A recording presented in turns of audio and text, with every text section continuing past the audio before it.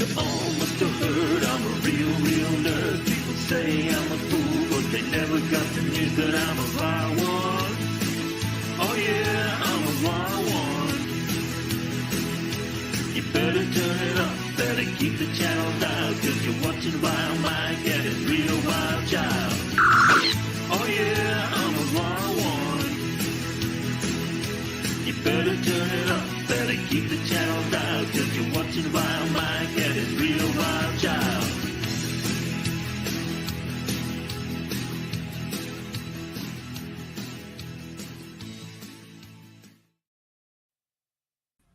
Howdy, folks. It's Vilemike here, and LDG's was here waiting when I got here. So how you doing, man? Hello. How you doing, everybody? Yeah, woke up a little bit late this morning. I got a friend that needed a ride home late last night. So I went ahead and gave him a ride home. I got paid in gas and pancakes. And but it also meant that I didn't get home until like 1 o'clock in the morning. Oh, I slept in a little bit. beats me. I fell asleep on a live stream, my own live stream last night. I didn't get a notification for it. That's weird. Yeah, I did a live stream last night, and had a few people over. We had Tim, and who else did we have? Gorilla, Resolute, PvP, and we were having a good time until I clunked the hell out. Then these guys decided to hold the fort for a minute, but then they left. And then I want to thank Tim Christ, because before he left, he put on one of the most annoying videos I have on my StreamYard and just put it on loop. So like I woke up in the middle of the night with freaking that Indian song blaring in my ears. I'm like, oh my God, I fell asleep. I had to shut off the stream. Thank you, Tim. So yeah, I was gonna say you fell asleep on stream again. My stream. You've fallen asleep. Well, I know you've fallen asleep on live streams before. Is this the first time you fell asleep on your own stream? Maybe I did it once. Well, I mean, obviously I did a sleep stream. That was on purpose. But maybe once or twice. But I'm not like some people who, it's their motto to fall asleep on streams. Well, I'm pretty sure, and I can't say this 100%, that I've never fallen asleep on a live stream. I've been asleep when I wanted to live stream, but that's the closest. Well, you should do like a 64-hour live stream or something. Then you will. Yep, and we got my fellow crazy Californian. How you doing?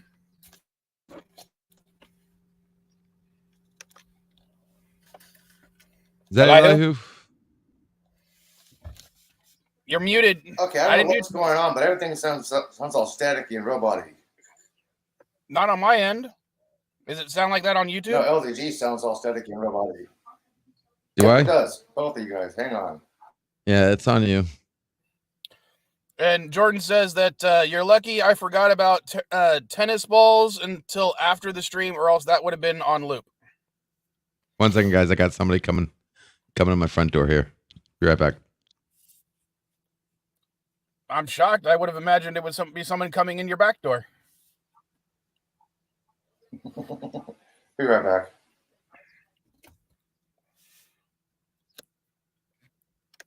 Oh, great. So now I got to manage the stream on my own? Great. Oh, now he's back. That was quick. Yeah, I had to switch to Firefox, not Chrome. I don't know why. That was weird. Yeah, sometimes Chrome doesn't want to work. Sometimes Firefox doesn't want to work. It's weird how that works sometimes. Hey, Vet. Yeah, she was listening in on LDG's thing. Yeah. I don't know if she's on this side or not, but either way, as long as she's listening, that's good. Yeah, I thought LDG was having a bad signal until I used that robot. I'm like, oh shit, it's Chrome again. Damn it. I just updated Chrome yesterday. Yeah, I was gonna try to post the Kinder video yesterday, and as soon as I get the computer up and running, it has to update. So I'm like, okay, I'll just do that real quick. Because this computer sucks, it took an hour and a half. You're roboting again. What the hell? I'm roboting? You were for a second. Tell me, for people listening in on the chat, am I roboting on the chat too, or is it just Elihu's computer?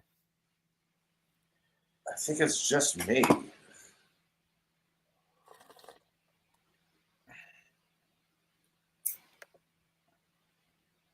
Yvette's saying she does have me on her phone, so she's not just on the LDG side. But again, I don't have a problem with. I know I'm not going to be getting 1,000 views on this. Yeah, it is me. It is. Yep, it's Elihu. No roboting. What the hell is going on here? What the hell? Try unplugging your mic. I'm not on Wi-Fi. I'm on direct link. My cord's plugged in. Jeez, what the hell's going on? What's your bandwidth going at right now? How do I check? Fuck. Ask LDG because you have got a fucking Apple. I have no idea how to do it on an Apple. Do what? Check his bandwidth usage on his Apple. He knows how to do that.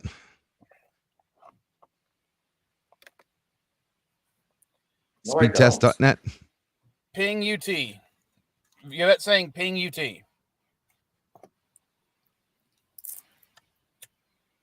Just use speed test. So and what? What does pinging have to do with your speed? I don't know. Nothing. Yeah, I got my second 24-ounce coffee right before the stream. I even made LDG wait because he joined up on StreamYards like right after I'd posted it on Twitter. And so I've got my second 24-ounce triple mocha or triple espresso mocha. My favorite. And if you guys say that drinking a mocha doesn't count as coffee, it definitely does when you're putting 6 shots of espresso in it. Because I put 3 double espresso shots.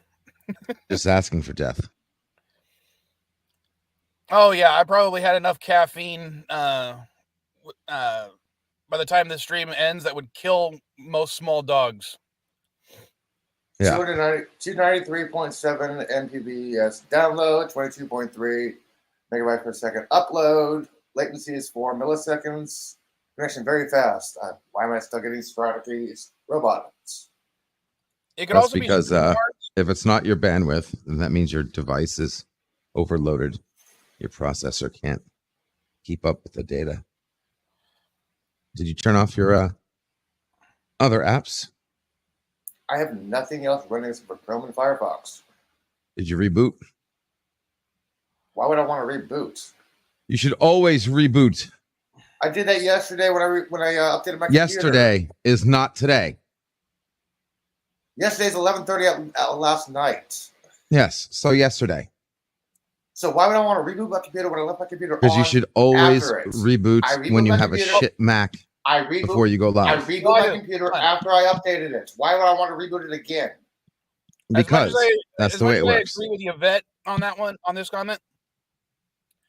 Elihu, it also might be that you have automatic settings for your computer to do updates while it's asleep, or while it's usually like my computer is supposed to update normally. If it's turned on, I turn off all automatic updates. Oh, here's a thought. All updates. How about you try? Off. How about you just reboot and come back and see if it fixes it? Try what? What? Do a soft reboot. That's what he's saying. No. Reboot the damn thing. And what?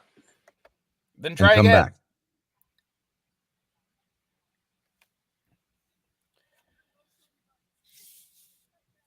Ooh. Oh, never mind. So how's everyone else doing? Too much fun. You know, and it wouldn't be a Vilemike live stream if someone was not having computer issues. Yeah, I know. Yeah, I try to as well, Yvette. Sometimes I don't, but, you know, at least when I know I'm going to live stream, I make sure the computer's off so I can try to charge it the entire time. He's 13 and that's his first Zelda game? How shameful, Richie. You should have introduced him to Zelda long before that.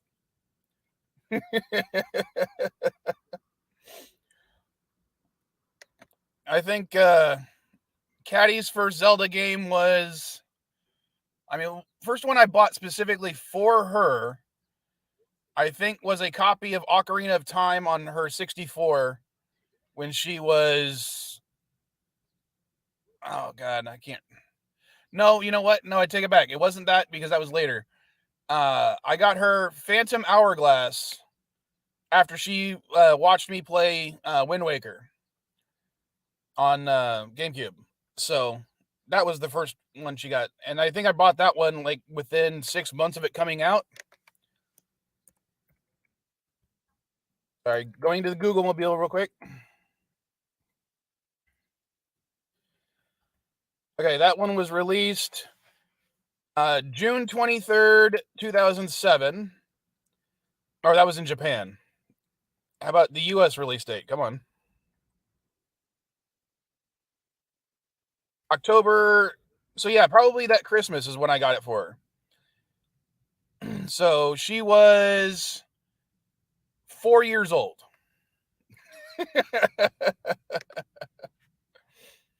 But by then she'd already watched me play the ones on the GameCube at the time. Wind Waker, Ocarina of Time, Majora's Mask, because I had the disc that had those ones on there, plus Zelda 1 and 2. The sales guy at Walmart told us this is the best game he has played.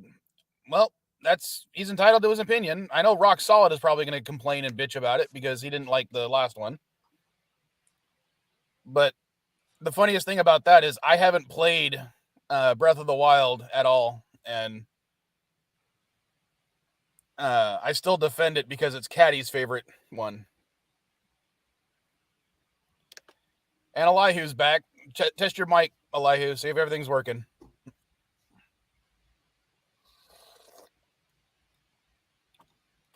I'm judging by that silence, it's not. Still shitty connection. Well, I don't know what to do. I don't know Max. Apple sucks. And Jordan's debating on going fishing tonight. Well, it says fushing. I'm hoping he mistyped and said fishing, or meant fishing instead, because fushing sounds like something you do with a fish and your penis at the same time.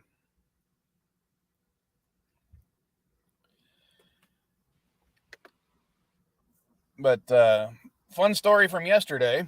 When I went to visit Caddy at work because, I wanted to bug her. She finally realized that last week was Father's Day and said Happy Father's Day. So it took her about a week to realize it was Father's Day. And what's going on with LDG's setup? And Mrs. Vile's in the house, so everyone say hey to Mrs. Vile. Elihu, your Mac is affecting my computer. Get off. I'm joking. That's me. What are you trying to do? Turn my camera on. So if you like do it fast, it's kind of like jump starts it. Richie, no, it's not that I don't like it. I haven't played Breath of the Wild yet. That's the only reason I'm saying that. Because although I'm pretty sure I will enjoy it, it's a freaking Zelda game. I just haven't had the chance to play it yet. That's the whole thing. So I don't want to even play or watch gameplay of the sequel because I don't want too many spoilers. I've already been spoiled on too much stuff because of Caddy talking about Breath of the Wild all the time. And yet she's already told me she's already purchased Tears of the Kingdom and she's playing it. So, but now she's old enough, hopefully, that she won't spoil anything for me. Okay, what are you trying to do, LDG? Because you've got a blank screen. I know. I'm crossing the wires right now. 1 second. Let's see if this works. Ah, there we go. Oh, now we get to see your lovely mug. Yay. And That yes, works. Jordan, we know that I'm a sick man. I'm a vile man. Not you. I'm a vile Mike. And Dandelion's in the house. How you doing, Dandelion? Come on up if you want to, unless you're going for a hike. And I don't mean that as an insult, people. She actually goes on hikes. Go for a hike. Take a hike.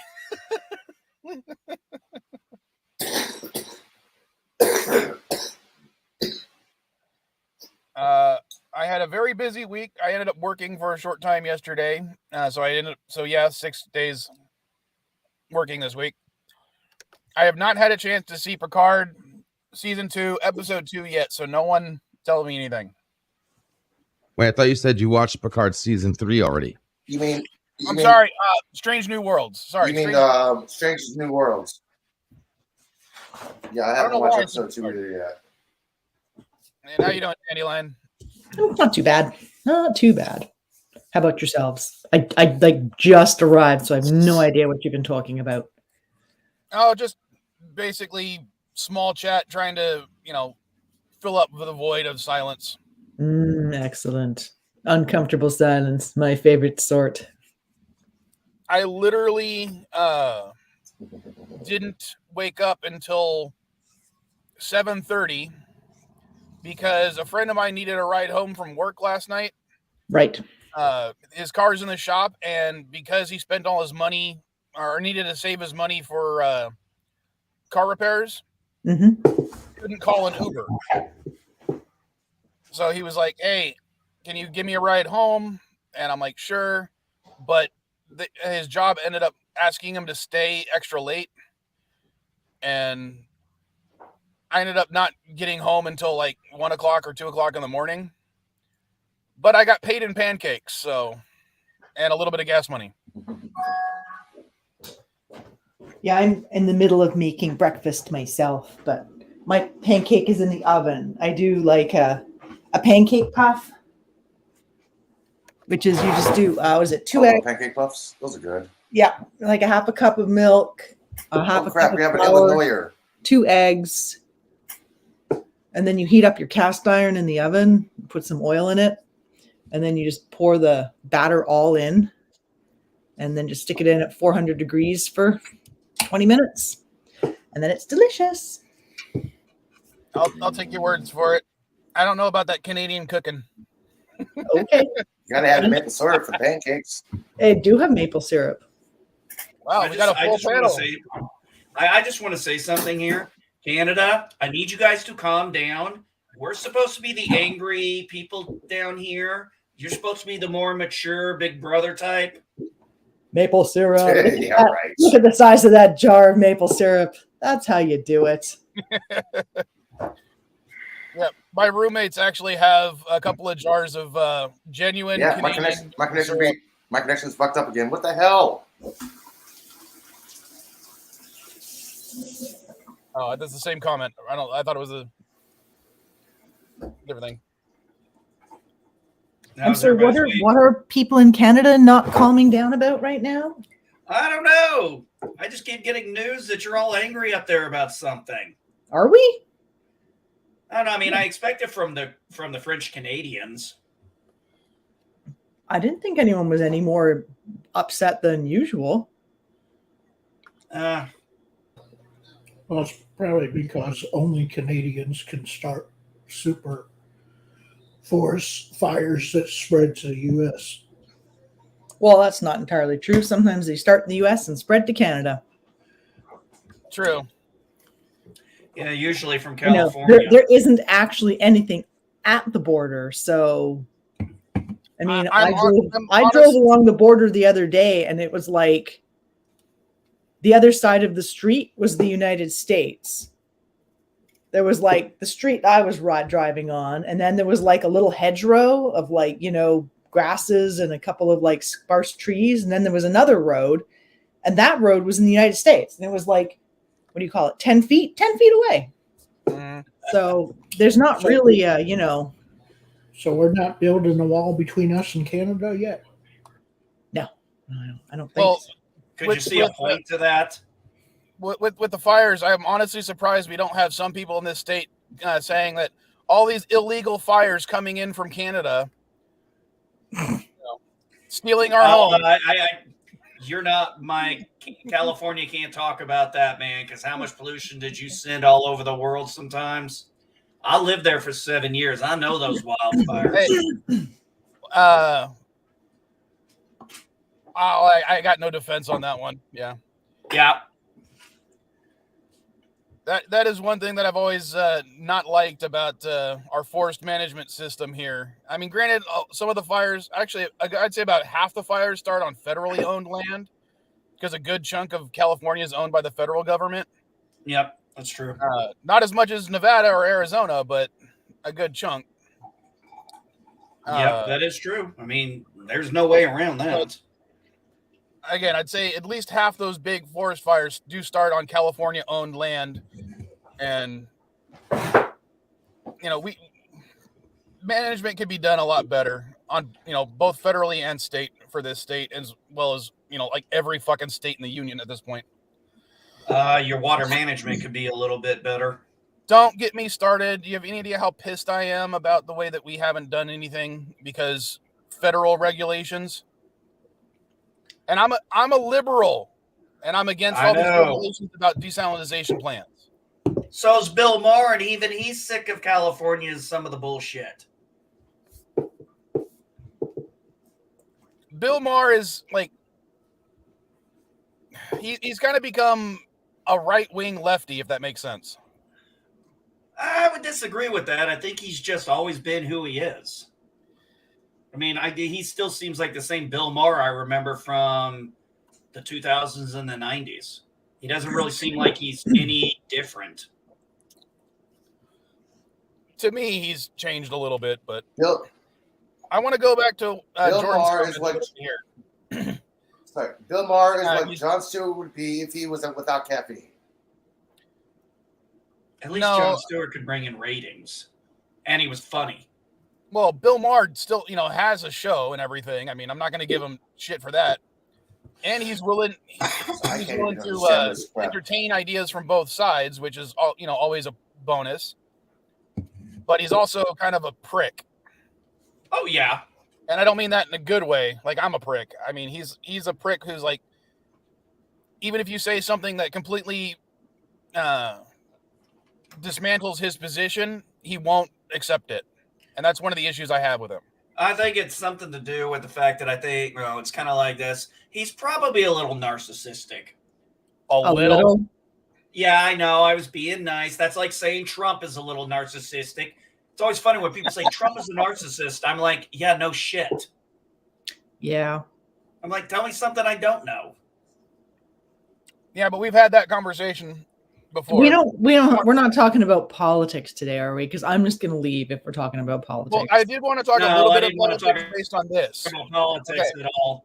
How are you guys feeling about the whole Russian situation right now? I mean, I was shocked that the Wagner Group actually turned on Putin.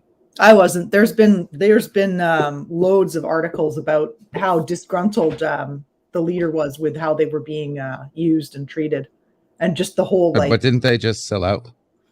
Well, yeah, but the mere fact that within 4 days, he betrayed Putin, marched on the Capitol, and damn near took it in 4 fucking days. Yeah. Right after we lost like $6 billion. Didn't we fund that? No, we as far as I know, we haven't sent any money to the Wagner Group because we're fighting Ukraine. Well, no, we gave it to whatchamacallit? You give it to the damn it. Who are they? This is nothing to do Zelensky. with Ukraine. This is just the Wagner. Oh, I thought group. Ukraine hired them. No, to do the coup. Wagner Oh. Group is like a militia, sort of owned by Yeah. Russia. And it was the No. militia that- Wagner They're Group is mercenaries. basically an independent militia that's supported by the Russian. Yeah, it's supported by the Russian-area government. They were are. initiated by the Russian government, though. Like they are sort of Yeah. independent, but they're It's still like the Russian state-sponsored. equivalent of the National Guard. Okay, it's like the National Well- Guard. Yeah, No, Yeah, it's like because the they National Guard do of a lot of Russia. It's their international version of it. stuff. They do a lot more international stuff. yeah, they're mercenaries. So they're mercenaries. They're more like a special forces organization. Nope. Like semi-private one. But they sort of go around the world and like front for Russia in other countries. Nope. Why do you keep saying nope, LDG? And- Trying to train my cat. Oh, Good luck. Yeah, good luck. You trying to train your cat? You don't. What the fuck are you thinking? No. You don't If you train don't a cat. want to- A if you cat don't- trains you. If you want your cat not jumping on like tables and shit, because I hate it. That's why I won't have a cat, because you can't keep them off your counters. And there's nothing grosser than something that's just been like scratching around in its own shit, jumping on your table or your counter. Like, ugh, gross. Cats are so disgusting. But if you put like double-sided tape in strategic places on counters, yeah, cats hate that. I remember I had to look after my ex's cat for a while because he couldn't have a cat where he was. So I cat sat for him for a while, and the cat would always go on the counters. So I put like, those roller thingies for getting the lint off your clothes, the sticky paper. I put those all over the counter. I remember woke up one time in the night because the cat was yowling, and I walked out. She was covered in like 6 pieces of like sticky roller paper. It was awesome. But again, I'm kind of evil that way, so sorry, cat lovers. kinda. Sorry, cat lovers. The cat was fine. Didn't see any little footy prints on my but and no counters anymore either. to go back a little bit, because Yes. I just wanted your guys' opinions. Like, what does Canada think about what's going on? Well, I don't know. I think that's the sort of stuff that it's probably best to just let Russia like naturally implode on its own, because I mean, like I can't remember the guy's name, the leader of the Wagner group was saying was, they went into the Donbass and like plundered there, and they got greedy. And so they thought they could take all of Ukraine and plunder that. And, and I think a lot of like the number of deaths of Russian untrained young Russian soldiers is just going to eventually, the whole thing is just going to, it's not cool. The whole thing is just not cool. Like completely needless, senseless slaughter of like innocent people on both sides. It's ridiculous. I think I'll most people, completely agree with you, but I think most people here and in other places in the world are pretty much just horrified by the whole thing. Because I mean, really, what else can you feel except for like horror? and part of the worst part is we can't really do much in the way of serious military aid without risking a nuclear war. Yeah, exactly. I mean, there was an article in the Canadian news that there's some of Putin's advisors are saying that he should use nuclear weapons to like suppress Ukraine, which just seems ridiculous to me, especially because prevailing winds and all. It's not like they're not going to just fall out in Russia. What you do, I mean, to end the war, you just say, hey, Russia, you got 48 hours to pull out. You don't, we're nuking one of your cities. There you go.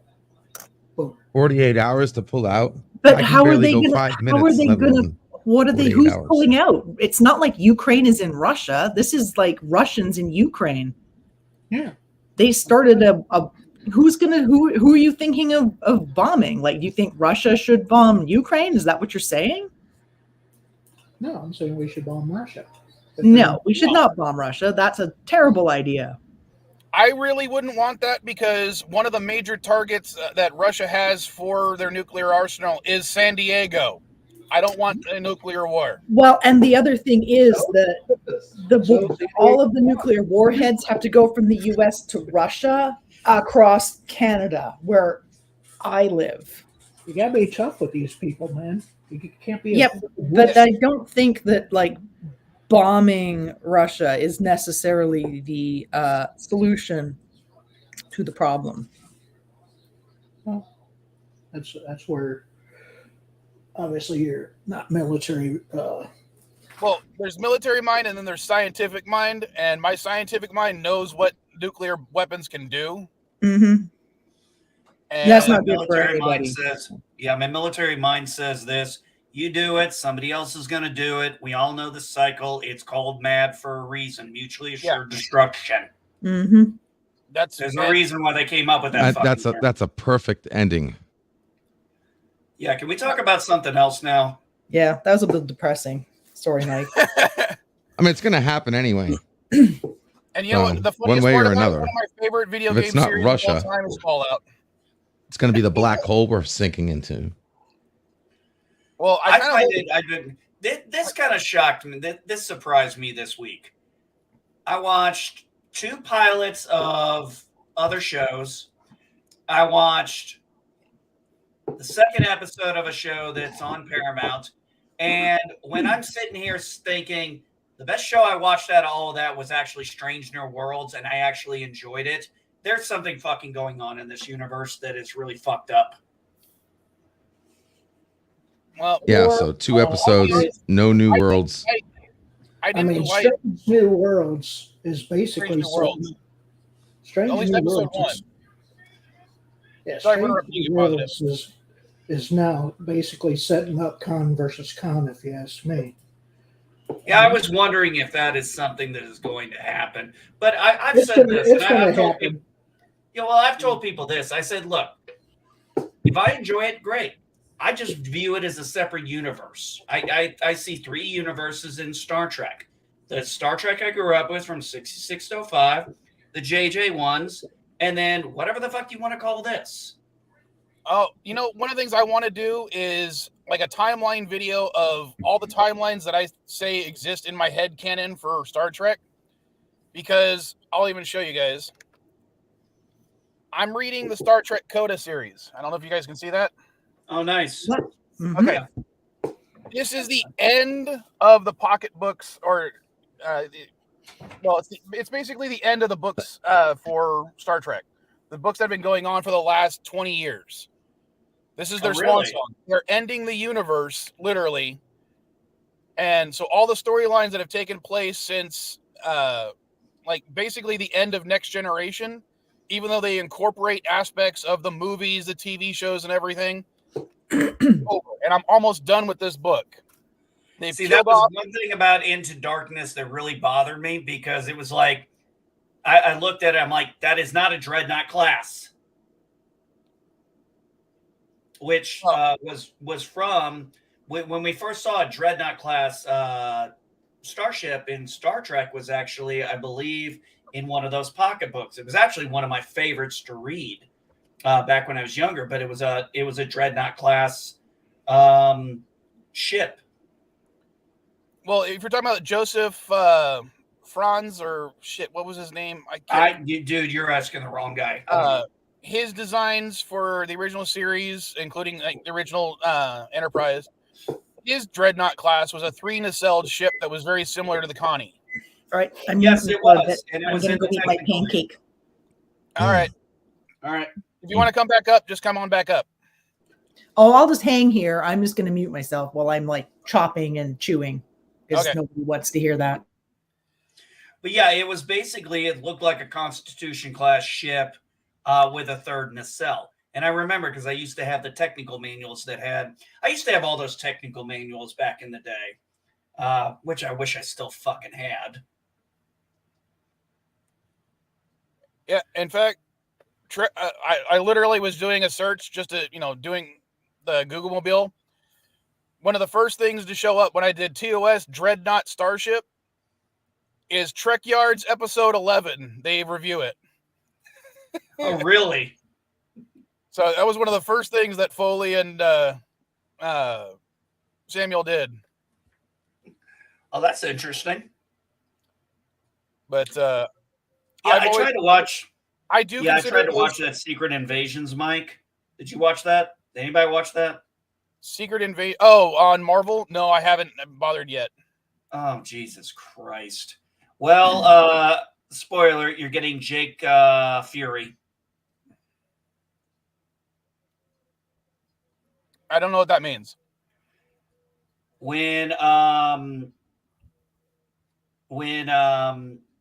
Last Jedi came out, if it's a Mark Hamill referred to his character as Jake Skywalker. Yeah, that's basically what you're getting here. The thing is, I'm sure I'll enjoy it. The more other people seem to hate something, the more I seem to enjoy it. I don't know why. Well, my problem with not enjoying is just it's very paint by the numbers. There was nothing, and the storyline doesn't make a bit of sense. So, first off, you had to have seen Captain Marvel to know what the fuck's going on here. So you have to. So you have to know what happened in Captain Marvel to know what's going on with this show. Otherwise, you have no idea who the Skrulls are. You have no idea anything about them. You get a slight dump. Everett Ross shows up, and you know damn well he's a Skrull. That was a given. I mean, it was just like he's a Skrull. I know he's a Skrull. I'm not stupid. Nah, what do you know? He's a Skrull. And apparently the blip has fucked up Nick Fury, which I'm basically like, okay, so you took the one last badass character you still had and you neutered him. Thank you.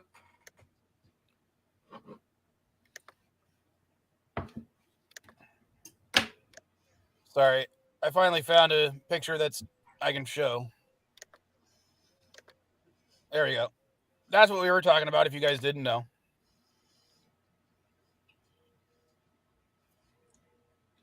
Yeah, that was the original concept. So, and it's not the one from Star Trek Online. That kind of irked me a little bit. I'm like, if they were going to do a Dreadnought in Star Trek Online for a TOS era, they could have just used this design instead of they made up their own.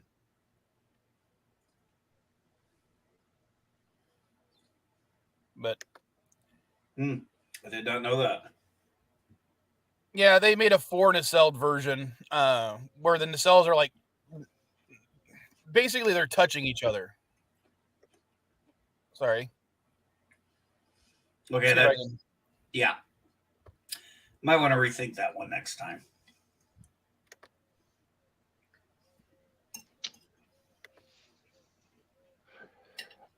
Now maybe I can have a stable connection.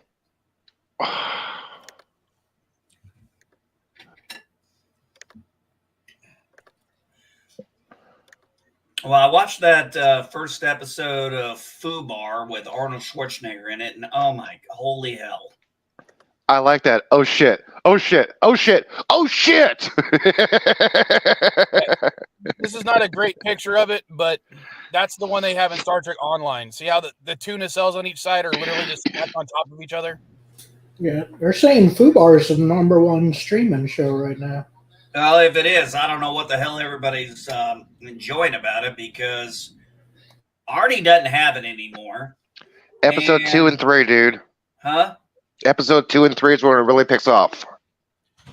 I'm having a hard time getting past that first episode because literally I'm listening to this daughter bitch and I'm like, you don't have a fucking leg to stand on, lady.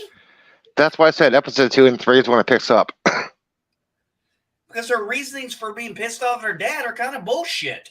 Because she contradicted herself when she says, oh, you could have taken this job, you could have done that, but instead you did this because you like fun and sexy things. I like fun and sexy things too, but I don't have a family. I'm like, that's your fucking excuse? Elihu, can you skip episode 1 and just go directly to 2 and 3? No, because otherwise you miss the whole premises of who she is. Curses. Well, to be honest, you were talking to NB about one show being paint by numbers. Fubar, as far as I'm concerned, is extremely paint by numbers. Yeah. It's basically a sitcom with action elements, spy elements, and more cussing. Arnold described it as a comedy family event of true lies. Yes. But I still enjoyed it as for what it is, even though it was like tropes to the max. I mean, every single thing in that show is a trope. Okay, why would this work in True Lies? Because when Elisha Gooshru, or however you say her name, was a young child in that movie. This is a 28-year-old. She flat out says she's a 28-year-old woman. It's been years since he's retired, dude. He's been in the CIA for years. He's retired. His family's grown up. Yeah, but she's acting like a teenager. This is not how I expect a 28-year-old to talk. Well, obviously, you haven't been hanging around a lot of college kids lately, dude. I would argue, NB, that the fact that she was basically recruited by the CIA so young, and the way they tear you down and build you back up, kind of like the military, you're kind of stunted as a teenager for a long while. Arrested development situation. Yeah. Yeah, but her excuse when she finds out is like, instead of it making sense, she's just going more and more into kicking and fighting him, saying, oh, well, I did all these things because I didn't want you to leave. And I'm like, oh my God, we're going to play that cliche? I'm like, I moved around. Let me tell you something. For me to actually say I've lived in a place longer than anywhere, I have to live in a state for 8 fucking years to say I've lived in someplace longer than anywhere else. And if I wanted to say my house, like the house I'm in now that I've only been in 2 years, I have to live here 6 years to say I've ever lived somewhere that long. I've never been in one place more than 5 years. I've never been in one state more than 7 years.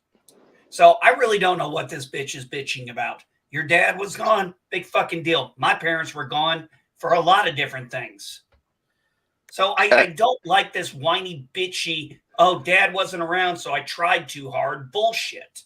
But that is your upbringing, though. That other people have experienced different childhoods, dude. That's your personal upbringing. Exactly. It's my personal upbringing. That's why I have an issue with the show, because I don't like that shit.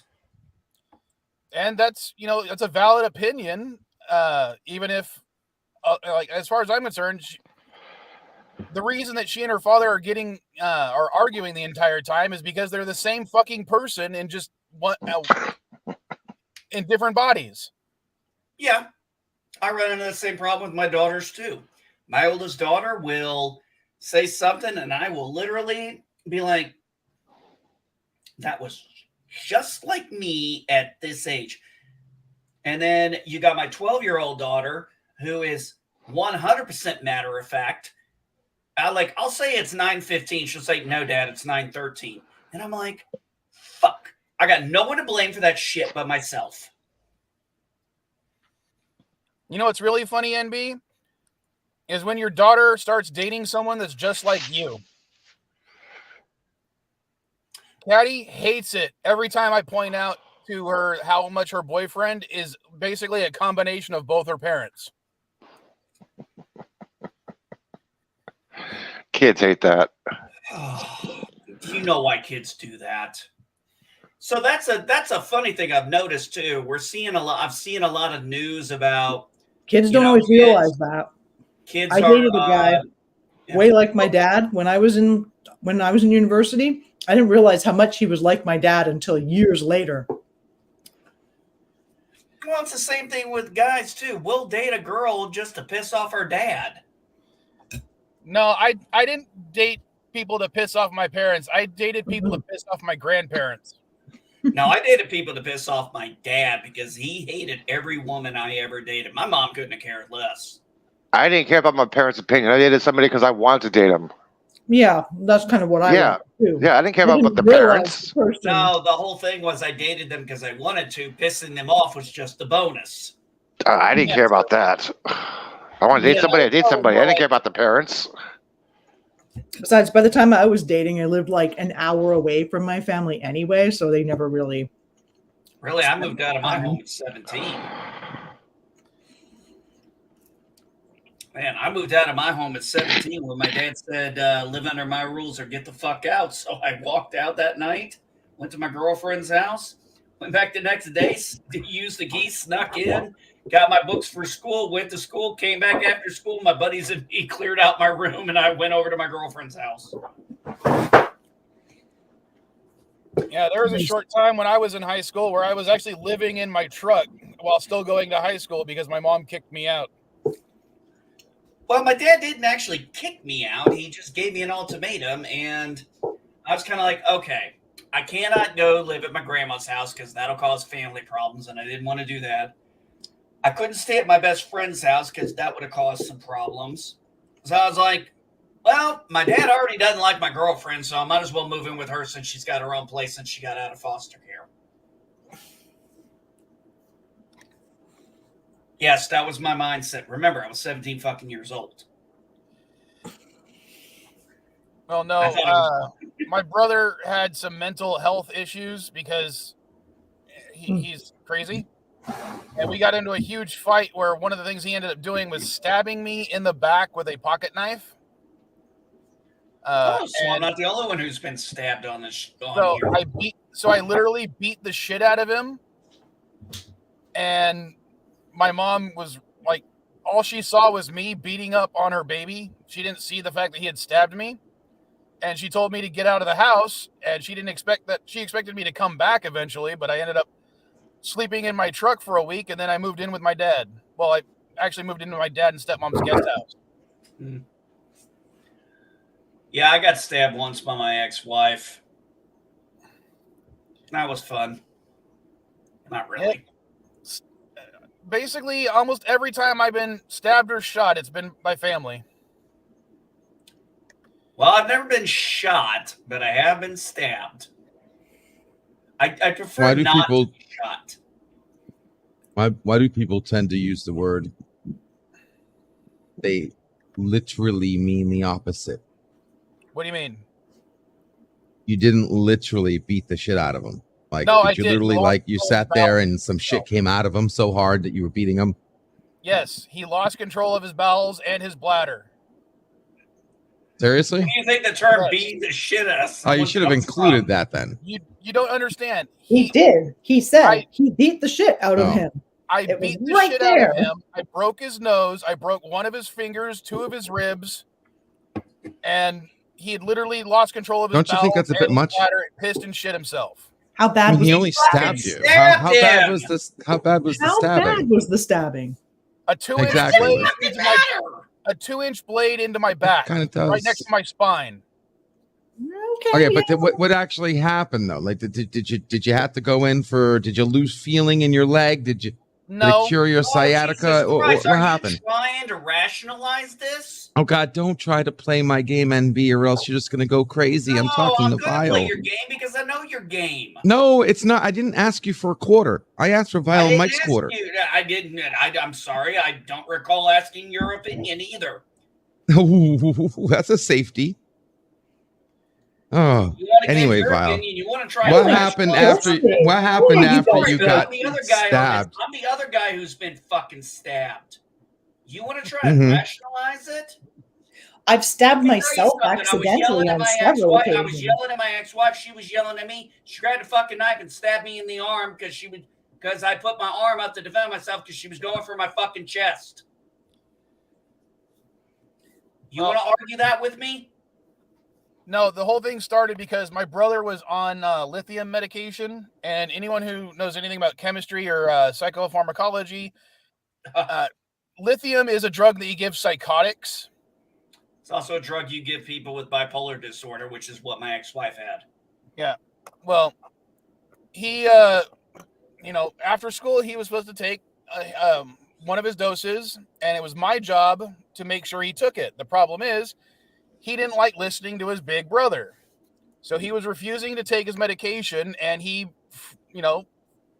flipped out.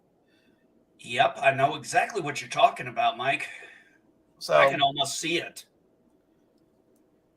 My ex-wife was on lithium. Let me tell you something. When that lady did not take those pills, I knew. You know when they don't take those pills. And it's fucking scary as shit. Let's just say my brother had severe anger management issues. At one point, when I refused to give him a ride somewhere he wanted me to take him, he went outside to beat the crap out of my car. You know, I had one time I had this happen to me. My ex-wife. Well, at least you didn't say literally. I was going through a custody battle and a divorce, and all of a sudden, I go to meet her. It's like it was in between visitation, and she asked me to come visit her at the shelter she was staying at, because she was staying at a homeless shelter. And all of a sudden, she drops all her shit in my truck and gets in my truck. And I'm like, what the fuck are you doing? She goes, they're kicking me out of here because I brought alcohol in. I'm like, no shit. You know this is a clean facility. She's like, well, they caught me, so I'm coming back to live with you. I'm like, the fuck you are? Like, we're going through a divorce right now. I literally had to drive to the cop shack and have the cops remove her from my vehicle. Because I was like, I am not laying my hands on her and getting him put in handcuffs again. It ain't happening. I've been in handcuffs enough in my life. It ain't happening again for things I didn't do. Well, you didn't want the fuzzy kind? Did anyone do anything fun this week? This is Work. really a down conversation. I went to Cali. I worked a whole shitload. I worked. Elihu, Lots of work. went away somewhere fun? I went to Cal Academy of Science. Hung out there for a couple hours. I saw your pictures on Instagram. Yeah, my camera was messing up. I couldn't get all my pictures correctly, so I only was able to upload a couple of them. That's all right. You know, Elihu, you're going to all these different places. You should take photo. You could literally be the next Where's Waldo? No, I'm not kidding. Like you've gone to all these places. We could have had where's Elihu Hawaii edition. Maybe where's Elihu? Like, where in the world Las Vegas edition. Yeah, where in the world is no. Elihu? Well, that's the beauty. He could do both games. Shit. Yeah, he literally could. Well, I'm excited. I've got a vacation coming up next month. We're gonna go down. We got a cave tour we're going to do at Mammoth Cave in Kentucky. So we're going to do a little bit of cave stuff in Kentucky. Then we're going to go down to Tennessee and go one spot in Nashville, which I have driven through so many times but never stopped. So we're going to take actually one of those little golf cart tours, you know, because I don't want to walk around in Tennessee in the fucking summer trying to figure out where the fuck I'm supposed to go. So I'm like, I'll just take a tour I'll take a tour. Let a local take me around. And then we're going up to this place called the Pantheon that is also in Nashville. It's like literally a replica of a Greek, of an old ancient Greek Colosseum kind of thing. The Parthenon. Yeah, the Parthenon. I don't know how to say it, but you know what I'm talking about, Elihu. Dude. Yeah, it's basically a replica. We're going to see that. And it's supposed to be a very good replica. And from what I saw the pictures of, it looks like an amazing replica. Mm-hmm. So wait, you're going to Tennessee? You're going to Tennessee? Are you going to see the flooded Noah's Ark? No, that is not on our list. Actually, what is on our list? No, what is on our list? What is on one of our last parts of our list is we are going to go up to Paris, Tennessee, and see that Eiffel Tower. Ah. Hey, but I can only do so many, you know, it's a week-long trip. There's only so many places I can go in so much time. And then I got to get back home because I got 4 dogs, 2 cats, and 2 guinea pigs to take care of. Righto. And I'm really not comfortable leaving my puppies behind, You can't take them with you? Not on this trip. Hopefully next year. Next year we're planning a longer trip. I'm hoping maybe we can get a camper and use that. Nice. That's kind of our goal. We are really teetering on the idea of buying one or just renting one, because I don't want, and I'm kind of with my wife on this one. I agree with her. I don't want the camper to be like buying a fucking boat. Well, that's the whole thing. There's only, I mean, unless you're living in it half the year, you're better off to just rent one, because then you don't have any of the maintenance to deal with. You don't have to store it anywhere. Even if it seems more expensive to rent one, registration, all that overall, it winds up being better to just rent stuff like that. Well, I mean, that's the thing we've talked about. It's like, would we really use it? Now, I was, and I think she's probably right. We'll probably go ahead and do more renting with it versus buying, because, I don't see us. We like where we live. We live. Well, again, I mean, rent it, see how you like it. I mean, maybe it turns out it's something you really enjoy. So, European summer vacation. That's funny. Oh, by the way, it has been confirmed by the director that there are 2 versions of Into the Spider-Verse in theaters. Really? Oh, really? Yeah, it has been confirmed. There are 2 different versions of the movies playing in different theaters in the United States. Is there? Oh, really? Yes, 2 different versions of the movie. Do not give any spoilers. I will be watching both versions at some point. The thing is, they're not telling everybody. They're not telling everybody what versions of what are playing in what theaters. There's just 2 different versions out there. Crazy. You realize, Elihu, that I will be able to figure it out and go anyway. Well, interestingly enough, if you think about it, if you look at really the summer, we're in the summer movie trend, that movie is really one of the few ones that's made a profit. I mean, Spider-Man Into the Spider-Verse has made more money than its predecessor. That one I know had good word of mouth. I personally didn't see it. Same reason I didn't see this one is because I don't like that style of animation. That's just a personal thing. I've just been too lazy to go to the movies. Well, get in my car and drive all the way there. Yeah, I got to walk 3 whole blocks to go to the movie theater. Well, I have to drive for almost half an hour. Yep, I'm in the same boat, Dandelion. It's not quite half an hour, but it's still. And then, when you get out and it's late and you got to drive in the dark. My eyes don't like driving in the dark. I don't know. Actually, you know what? Right now, it probably wouldn't be dark because it's still a light at 11 o'clock. I can't drive at night. I have night blindness. The light reflections, can't. I got some of those night driving glasses. They actually are extremely helpful. Yeah, I have some of those yellow blockers, but the frames are kind of small on my glasses. I got to get some bigger ones. Oh, right, of course, because you've got to wear actual glasses too. Yeah, I got a clip on. So I got a pair of the yellow ones and a day shift glasses, but the night ones, yellow ones, just a little bit small. I got 54 instead of 56 millimeters. Do you know what my grandmother used to do to deal with that? She had a pair. Taxi. No. Oh, no, not my grandmother. Listen, my grandmother was one of those old people who got pissed at old drivers. Grandmother, old people. Okay. No, she hated old people driving. She would literally be wanting to go 70 down to 65, and the guy's going 60, and she's like, "Get out of the way, you old motherfucker."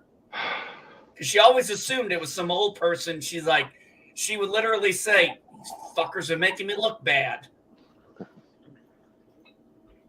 No, I've done the thing where if someone's driving really slow on the freeway and I, drive alongside to see who they are, I'm like, please don't be Asian. Please don't be old. You're going into the stereotype. Oh, fuck, you're a stereotype. Yep, you know. But it was just always so hilarious the way my grandmother would just.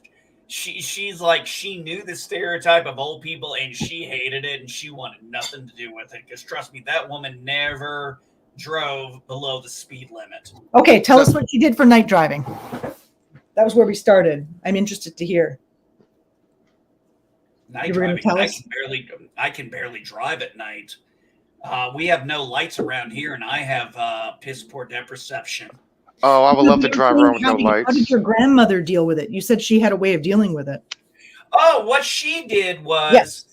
What she did with her eyes was because she wore these glasses with, she had her bifocals.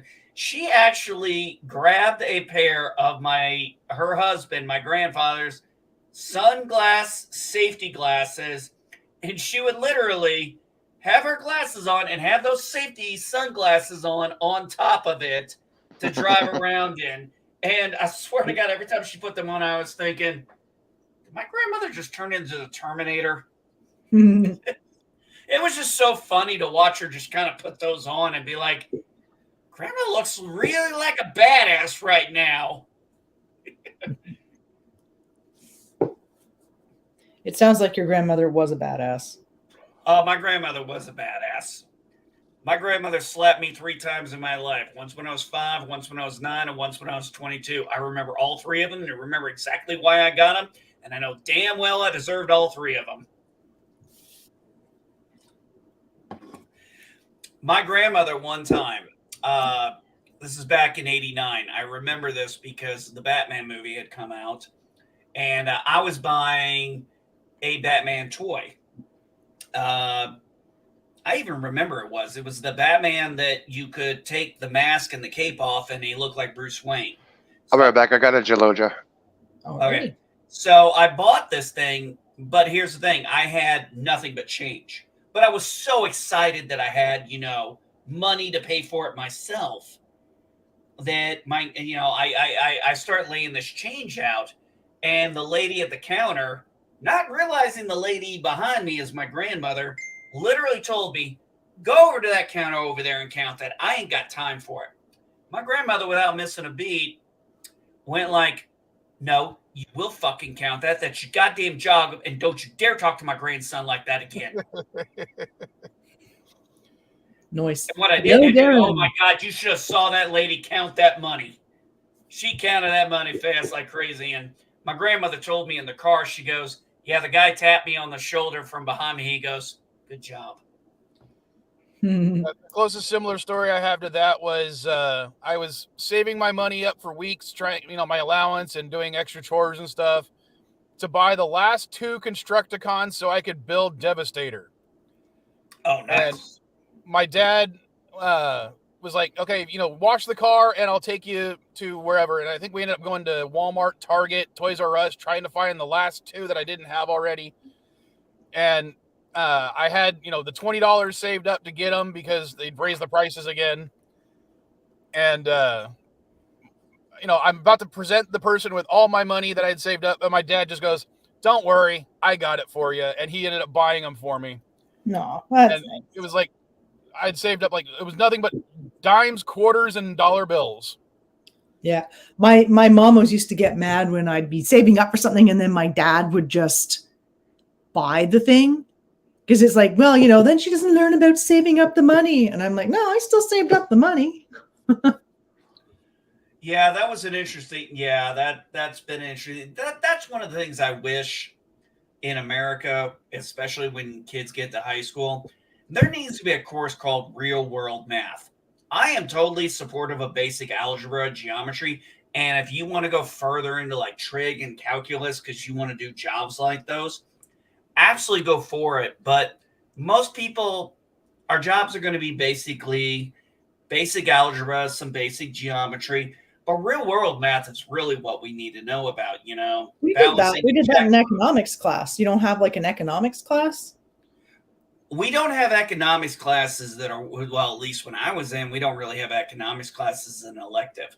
Now, when I was in high school, we had an economics class that we were supposed to take where we had to learn everything, including how to balance a checkbook and write checks. Right. We didn't get, my schools, we didn't have that option. Well, That's because I went to school in California. And I went to school in Quebec. Well, I went to school in Germany, Florida, West Virginia, Illinois. My kids went to school in North Carolina, South Carolina, Florida, California. Maybe that was why it didn't happen. It happened at those places, but not in the year you were there. Like everywhere did it at a different time. And the funny thing I would say about it, though, is now that I'm an adult, I'd say the amount of times I've written a check is probably less than 100 times. Yeah. I know everybody does e-transfers up here. I don't know. Do you guys do e-transfers there? I'm sure you do. Nowadays, everything is You paper. guys- I don't even have a checkbook anymore. Mike, how Yeah, old are I you? have a checking account, no checkbooks. Wait a minute, Mike. How old are you? I'm 38. Mike's just a baby. Who's the oldest here? I'm 52. Oh yeah, Oh, she you're is. Canadian though, Birds, so I you're don't know if we birds can are really have a oldest. good comparison there. Well, how old are you? You didn't get- I'm 40. I'm 10 years younger than you. I'm 43. I'm about to be God, 44. baby. But I don't know Canadian. I don't know growing up Canadian. I don't know what it's like to grow up Canadian. Nope, I'm sure you don't because you're not here in Canada. So I mean, I don't know if I could compare it. As far as what Mike was saying, I still have plenty of checks. I wrote a check. I still write checks now. But mainly for where I live, that's understandable because I live in the sticks. I live in small towns. Not everybody has those little swipe card things on their Yeah, but phone. can you right not? Can you not like send email money? Can you not email money to people in the States? Do you guys have that? Yes. Yeah, You we must- have that kind of thing, yeah, but everybody up here does that. not really. Cash App, Venmo, that sort of stuff.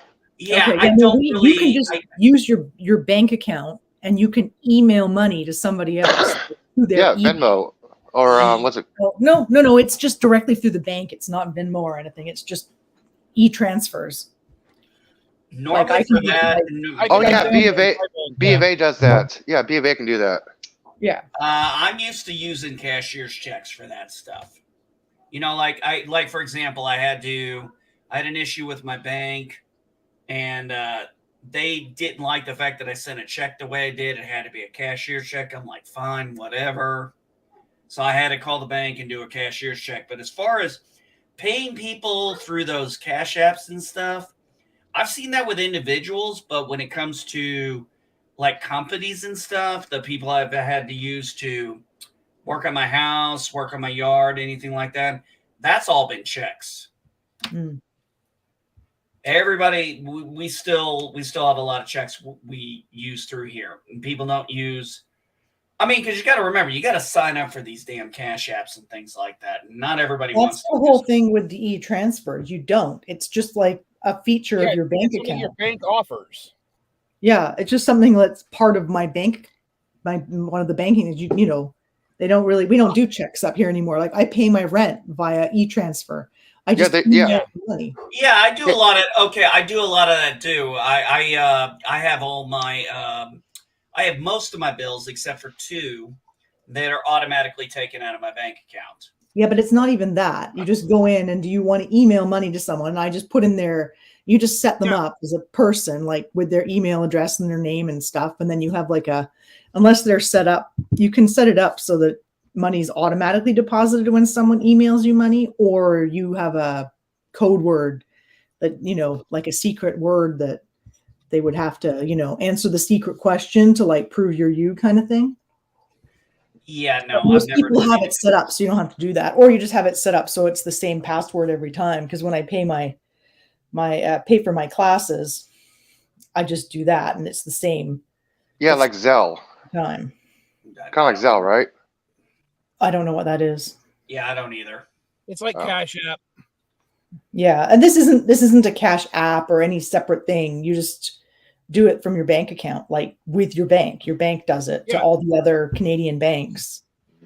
Like My any bank bank has that's a something where registered you bank in transfer Canada. money to anyone else's account or any bank that they're affiliated with, and all you have to do is have their routing number.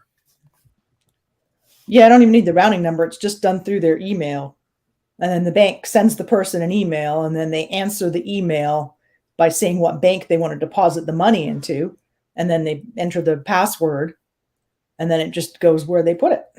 It's a lot easier if you just have I a would routing have number. an issue with I don't know. For me, Yeah, I would just have a routing number. It's like, hello, routing number. Yeah, I The need a number is routing number prefix and an account number. is the bank, then the bank code. If it's going to savings account, then your own personal thing. That's the routing number. The routing number tells you everything: where it's going, how much it's going, who is going to. All right. Well, I'm sure it gets one of those, but I don't know. It's pretty Lot simple. easier system. Lot easier system. I wouldn't say easier, but it's Equally probably more easy. secure as far as I'm Well, concerned.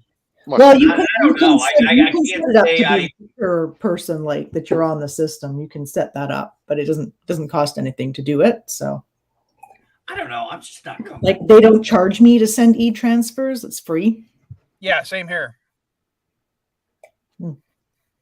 Interesting. I don't know. The whole doing email thing like that is. Yeah, but if they don't know the password, only the actual person would know the password. Like No, a passcode. I'm just saying it just seemed that it's kind of a little paranoid for me because of my time in the military and emails and shit like that. It would not be a system I'd be comfortable with using on a regular basis. Well, it seems to work good up here.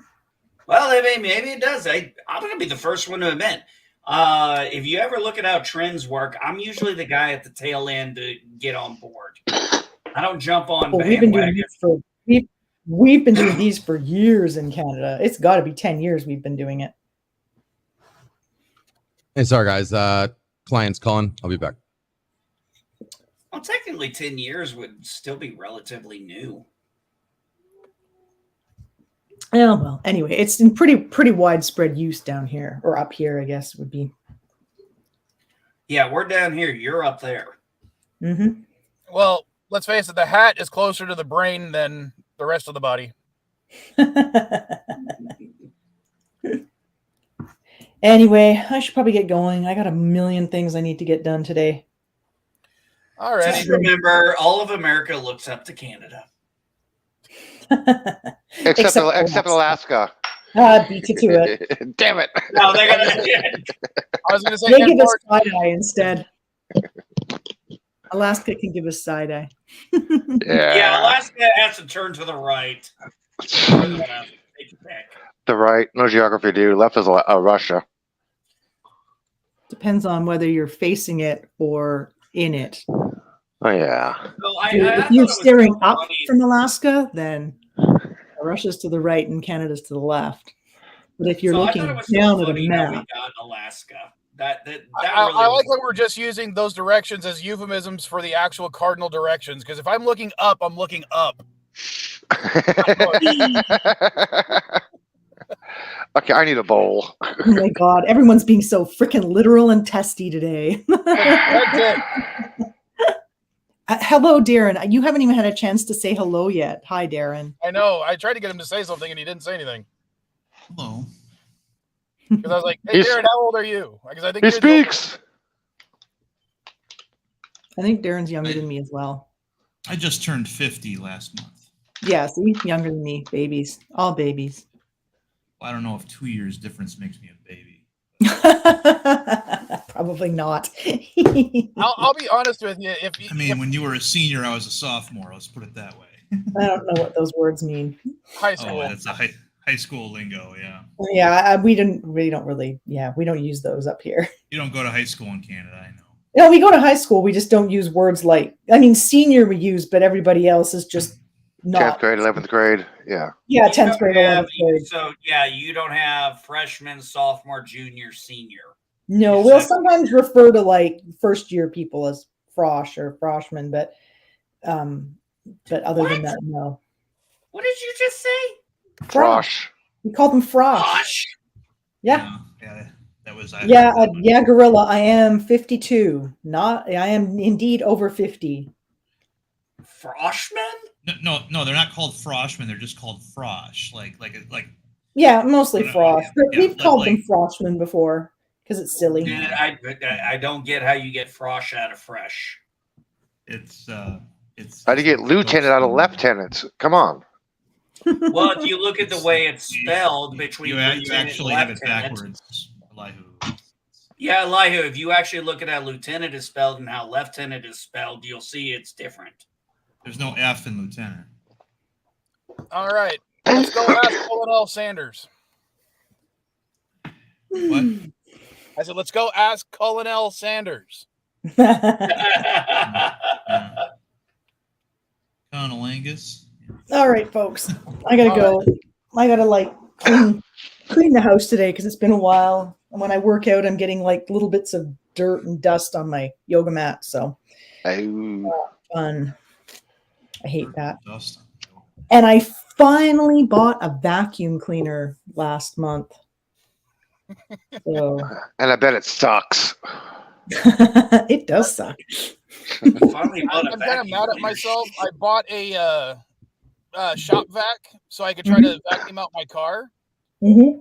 but it is literally like 15 volts too powerful for my inverter, Oh no. and the cord is too short to use for the house without an Eli, extension cord. mute.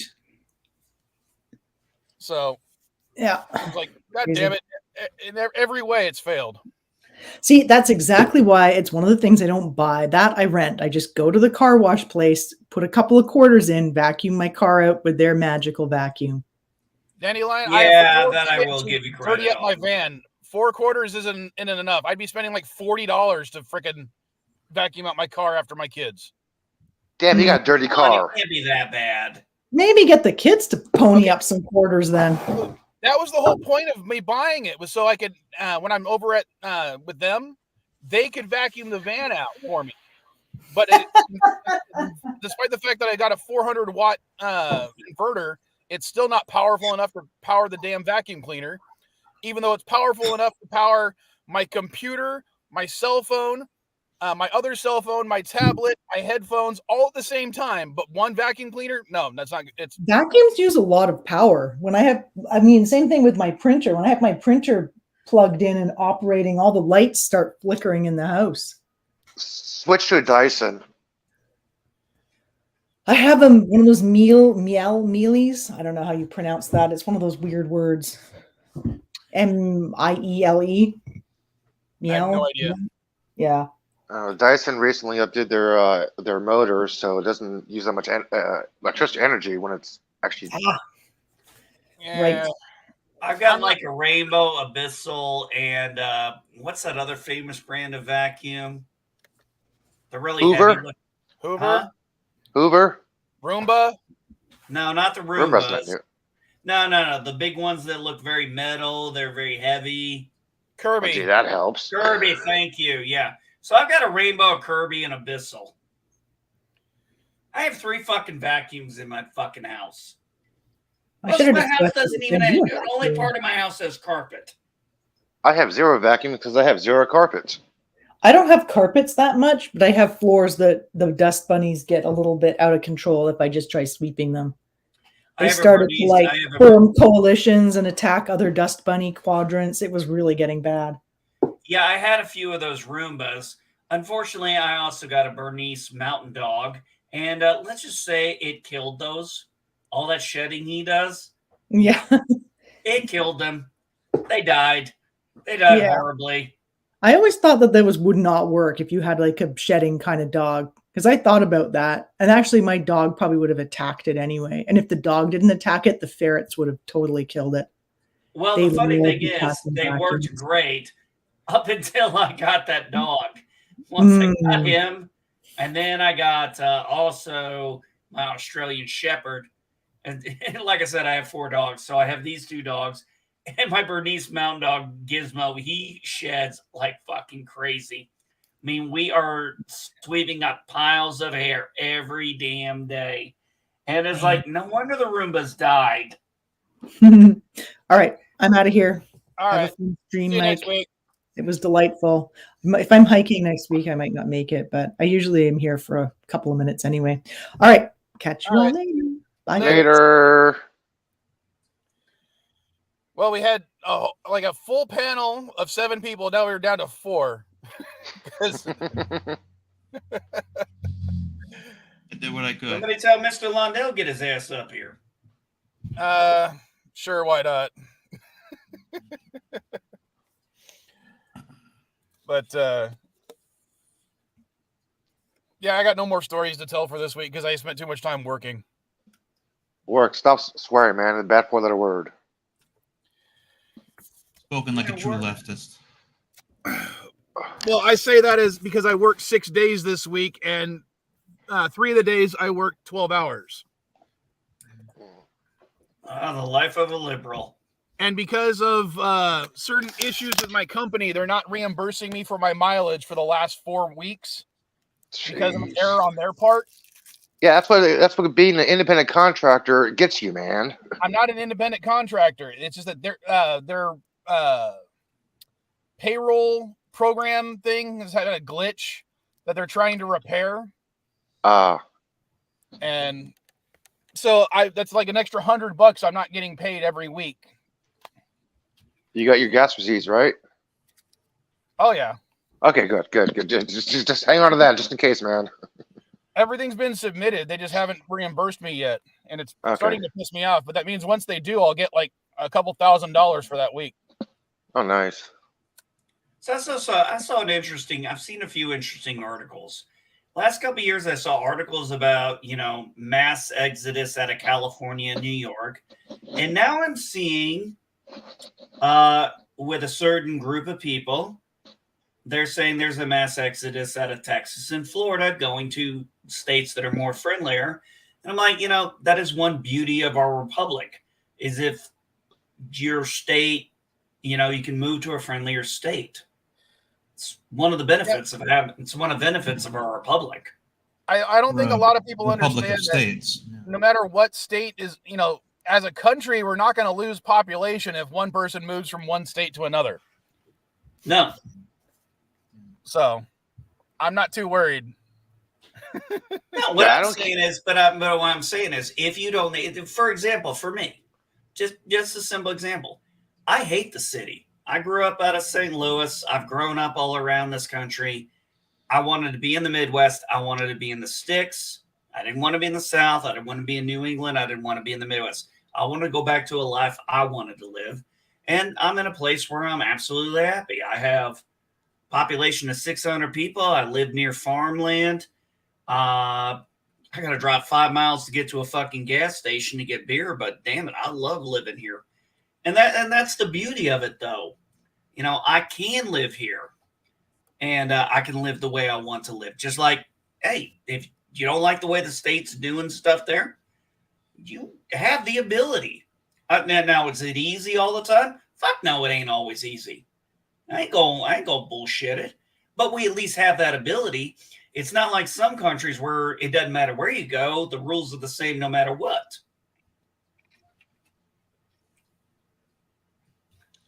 Yep. No comment.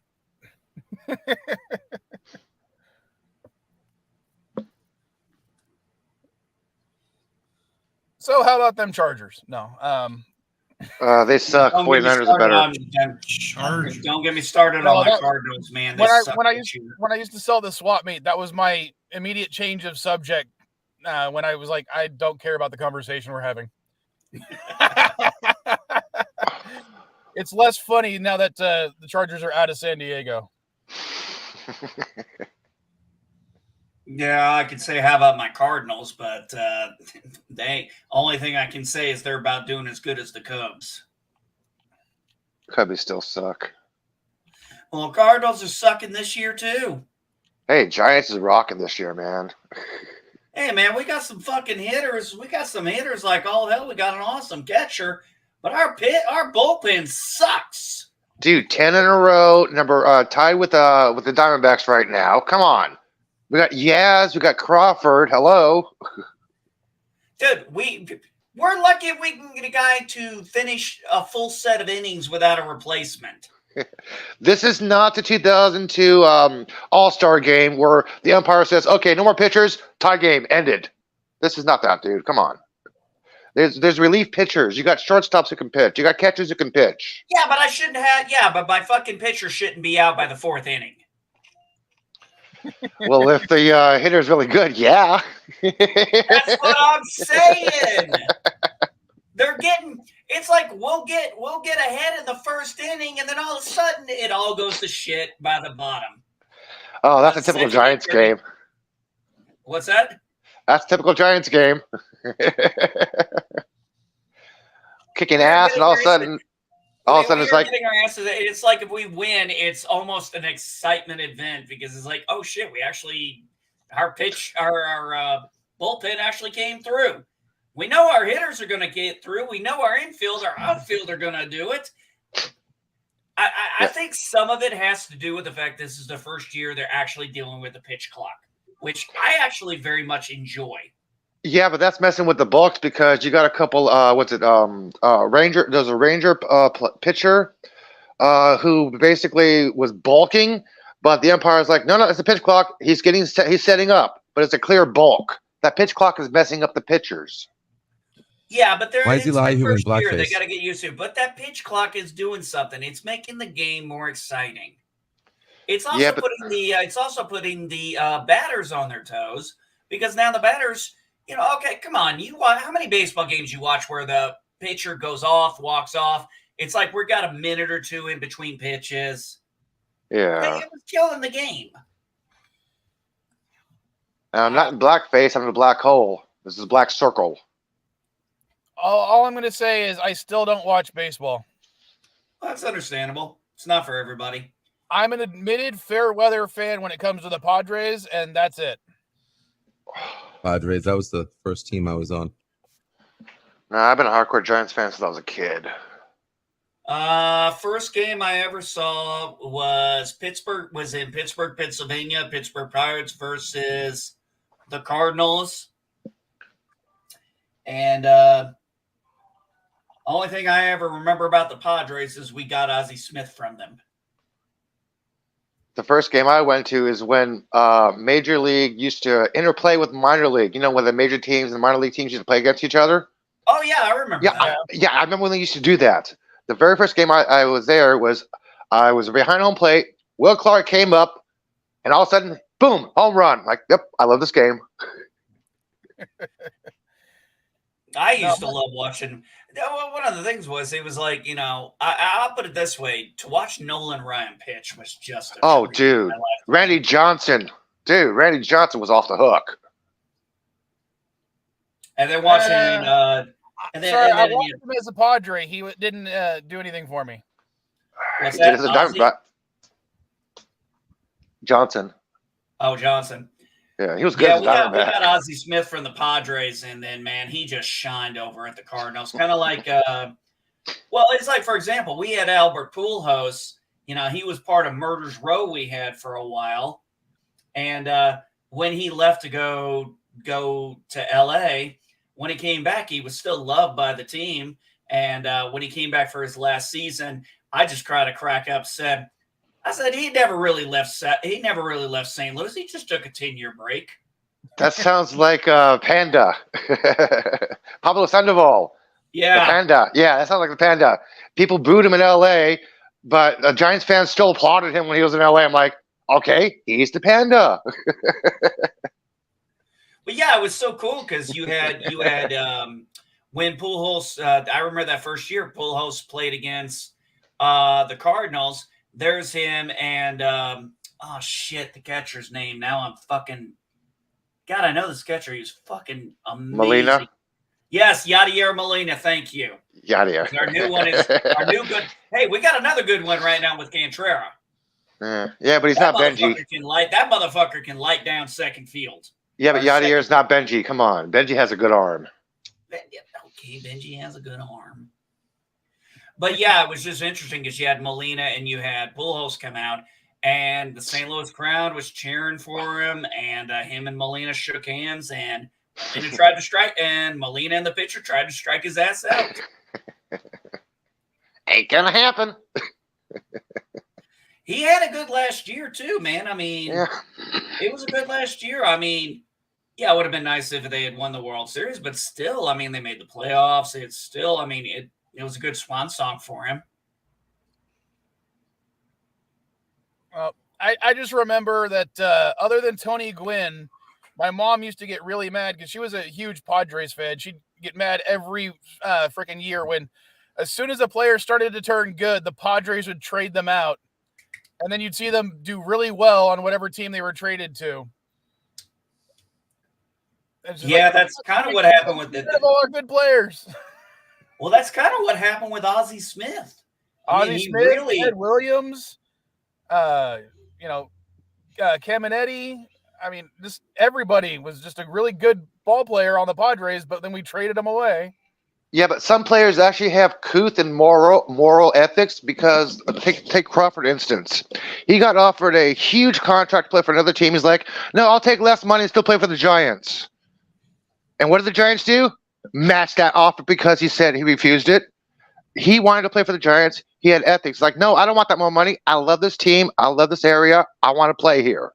The same thing as Derek Jeter. He's like, no, I love New York. I'm staying here. I want to play. I don't care how much you pay me. I want to play. I respect Jeter for that. I respect Crawford for that. See, I disagree with that. One of the things that's really been nice is, especially with the bigger bases, is we're finally getting more stolen bases again. It's really become, and they've changed how the infield, the outfield can be positioned. It's really made the game fun again. Dude, Taco Bell hates Pujols for that. Stolen base, free taco. Pujols up. Oh, shit. Taco Bell's like, we going bankrupt. Our big hitter right now is Goldsmith. I mean, he's got an arm. Gold shit. Goldsmith, motherfucker. Gold shit. Come on. I hate a gold shit. Hey, man, that motherfucker's making home runs for us. I know. But I still hate a gold shit. He's almost worse than Trout. Great players.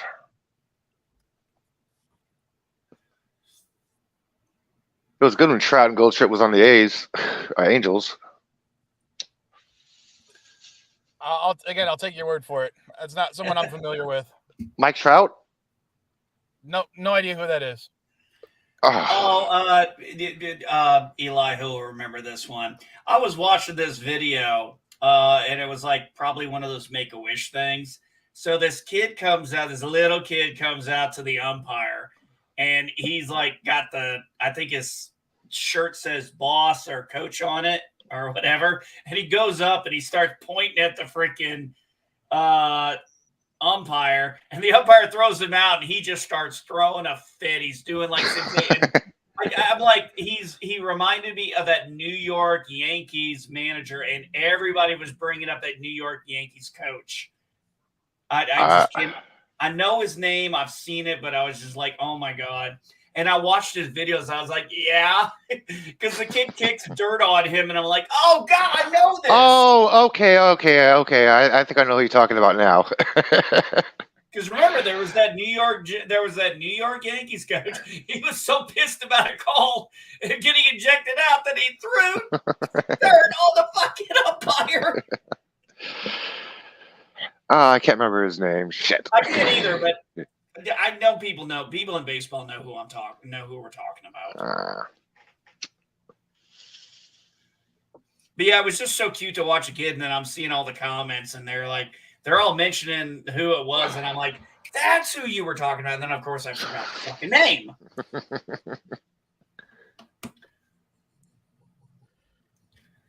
All right, so what else should we talk about since only two of us are baseball fans? It's your channel, whatever you want to talk about, bud. You have no topic. All you have is back at regular time. Yeah, that's because I didn't want to start at 7:45 because I woke up at 7:30. I was looking for the 7:45 stream. I'm like, where the hell is it? He's late. I'm not. I am. Vilemike arrives exactly when he means to. You're gonna pull the Dumbledore thing. That's the Queen statement. The Queen is never late. Everybody else is just early. And that's Gandalf, not Dumbledore. Revoking your nerd card. Wait a minute, did I say Dumbledore? Yes, dude. All right. Sheesh. Bad geek. Dumbass. No better than you fucking idiot. Well, I just saw a problem when you turned on the camera, man. I saw no beer in your hand. What the hell's going on? I'm currently out. Okay, I was like, what the hell? There's no beer in his hand. What the hell's going on? I'm out. I only buy two at a time. Oh. I do that for a reason. Two hands. Yeah, I pretty got 2 much. hands. That's it. 2 hands, 2 Not beers. everybody. Okay. If you have 3 hands, you get 3 beers. Sorry, I'm not the alien from Star Trek the Animated Series. And I'm not Goro from Mortal Kombat, so having 4 beers in my hand ain't gonna work. I mean, I can hold 4 beers, but you know, it's gonna be a little hard to drink them. Yeah, I can't drink with my feet. The only problem with holding 4 beers is by the time you're done with the first 3, the fourth has gone flat. Yeah, that is You drink true. slow, man. You drink slow. But I have to drink slow.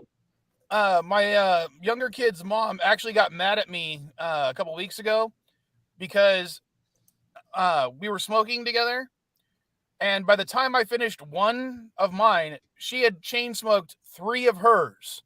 And she's like, "How slow do you fucking smoke?" I'm like, "Well, I don't inhale my cigarettes. Wait, not what I meant. I don't go through them so fast. I enjoy them." You don't inhale. Okay, Well, Bill. there was back in you know, I can understand that. When I was younger, yeah, chain smoking was kind of a normal thing. As I got older, you know, you kind of, you know, you'd sit down, you have your cup of coffee, you light that cigarette. I've had times that cigarette lasted longer than that coffee stayed hot. Because then you get to a point you're like, you put it out for a little bit, drink some coffee, light it back up. Weird. No, I used to have this friend Travis who would we would drink and smoke, but he would do these like go in these deep philosophical deep dive conversation type things where he would forget that he was holding a cigarette, and he'd only take like 2 puffs the entire time, and he'd look down and see like 2 inches of ash had formed because he was talking that long. Ay. Then I also had another friend back in those days, dumbass named Adam. The guy would smoke a cigarette in just 2 puffs. He would like just inhale until he got half the cigarette, take the whole thing, and then 2 puffs, he's gone with an entire cigarette. And I could never understand how the fuck he could do that because I couldn't do that much. Or smoke half a cigarette, be talking, and so you light another cigarette, like, oh shit, I already have one lit. Oh no! When I was in high school, I was hanging out with my cousin, and we were going bowling and playing pool one night.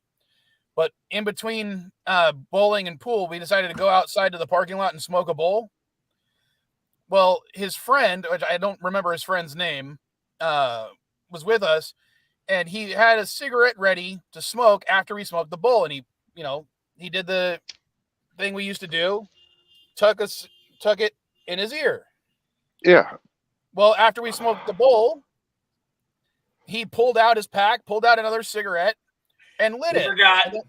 And then we reminded him, dude, you've got one behind your ear. Yeah, So done that.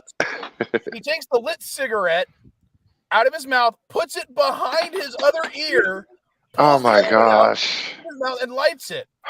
And then his head starts catching fire, not realizing it because he's stoned off his ass, and ended up with a bald spot on the side of his head the size of a quarter. I have never been that wasted. I have never been that fucking wasted. No. I have done I forgot there was a cigarette behind my ear. And generally, I finish the cigarette in my mouth before I grab the one behind my ear. Right, Elihu? Yes. Hey, Elihu, did you ever forget one was there and then you went to lay down and it fell out? Yes. Nope. Yep. Nope. Never done that. I've broken a few cigarettes that way. Sitting there laying down, all of a sudden you hear this, like, what the fuck? It's like, oh, fuck, I left a cigarette in my ear. Now, I've Never done that. I'll take a nap, but I've had a cigarette behind my ear. And because I'm, when I'm taking a nap, I'm staying in the front seat of my car. So it'll fall out onto the floor behind me. And then, a couple days later, I'll be cleaning up the car and I'll see 4 cigarettes back there. And I'll be like, oh, fuck. No wonder I ran out so fast. I have a bad habit with these vapes. I'll sit there, I'll take a hit off of it, And then for whatever reason, I keep the damn thing in my hand and I will fall asleep. And then I will wake up to go to the bathroom. I'll be looking for the damn thing. And what do I got to do? I got to pull my bed apart to find the damn thing. Stop falling asleep with shit in your ears. And then there'll be other times I will wake up and the motherfucker will still be in my hand. Oh, I've done that. I can't remember how long ago it was. I was working really late and really early, so I was trying to sleep like a couple hours in between two shifts. And I went and got coffee, fell asleep with the coffee in my hand, woke up. Not only was the coffee still warm, I hadn't spilled a drop. Sheesh. I had a kind of an opposite experience. About 6 months ago, I don't drink vodka very often, but I decided to go get a fifth of vodka. And let's put it this way. I knew I was getting buzzed. Next thing I know, I wake up, I'm curled up on my floor. My chair is still standing up. So I did not fall out of my chair. I somehow got out of my chair, curled up on my floor, and went straight to sleep.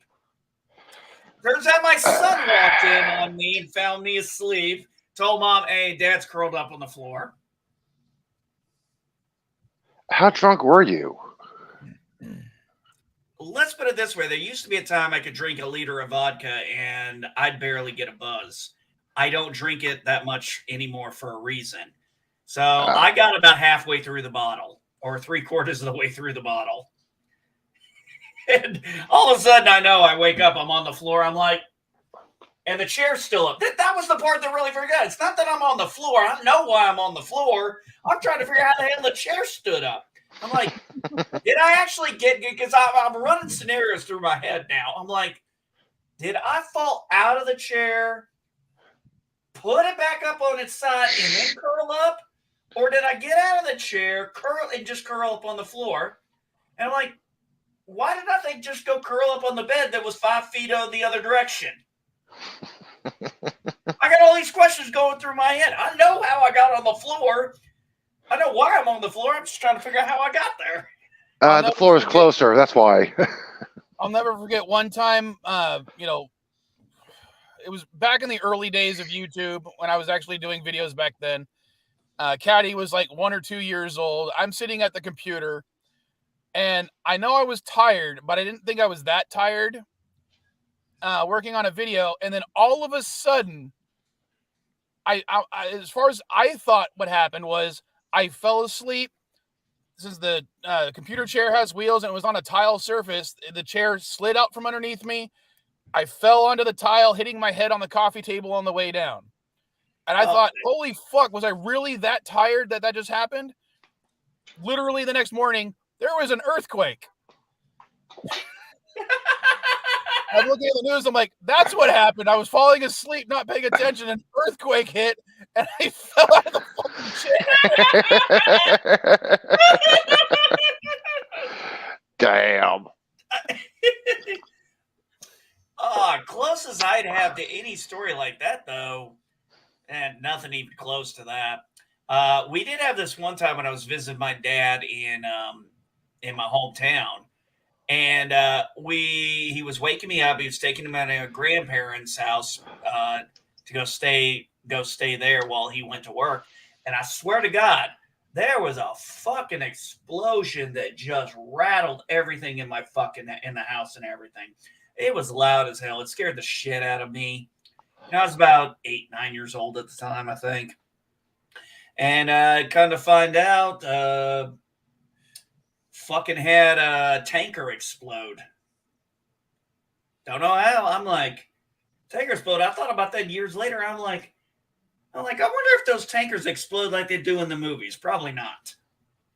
I don't know, but at one point when I was living in Santee, Santee is like, or at least part of Santee borders the other side of Miramar. At the time naval, but now it's a Marine Air Corps base. Yeah, Miramar. I know where Miramar is. Okay. So every once in a while, we'd hear explosions and not know what the hell was going on until we remembered that, oh, yeah, we're next to Miramar. And it was, the jets flying by and dropping dummy bombs on targets. And even though the bombs aren't exploding, it still sounded like a fucking explosion. I had one time I brought some friends onto the base, and all of a sudden they hear weapons fire going off, and they all start ducking. They're like, "Where's that coming from?" I'm like, "Well, let's see." I'm like, "It's coming from the TLZ over there." They're like, "Aren't you worried?" I'm like, "No." I'm like, "We do this shit all the time. This is just normal part of life." I mean, the TLZ, the training zone was far enough away, and I mean, it could have been at the. I mean, the only way I knew it was a TLZ is because we didn't have a range on Camp Lejeune. You had to go out to Stone Bay for that. So it was probably infantry out there doing maneuvers or something, because they're usually the ones doing all the shooting. It was just funny watching them drop it. I'm looking down and I'm like, what the fuck are y'all doing? Sorry, I'm trying to... There we go. I'm still trying to figure out what the hell's going on with my connection to the computer. Any guys ever seen artillery go off live? Yeah. Oh, yeah. You have? Yeah. I got to watch it on top of a range mountain one time. I was doing a retrans, which was a big deal for us because we got to get out of the unit.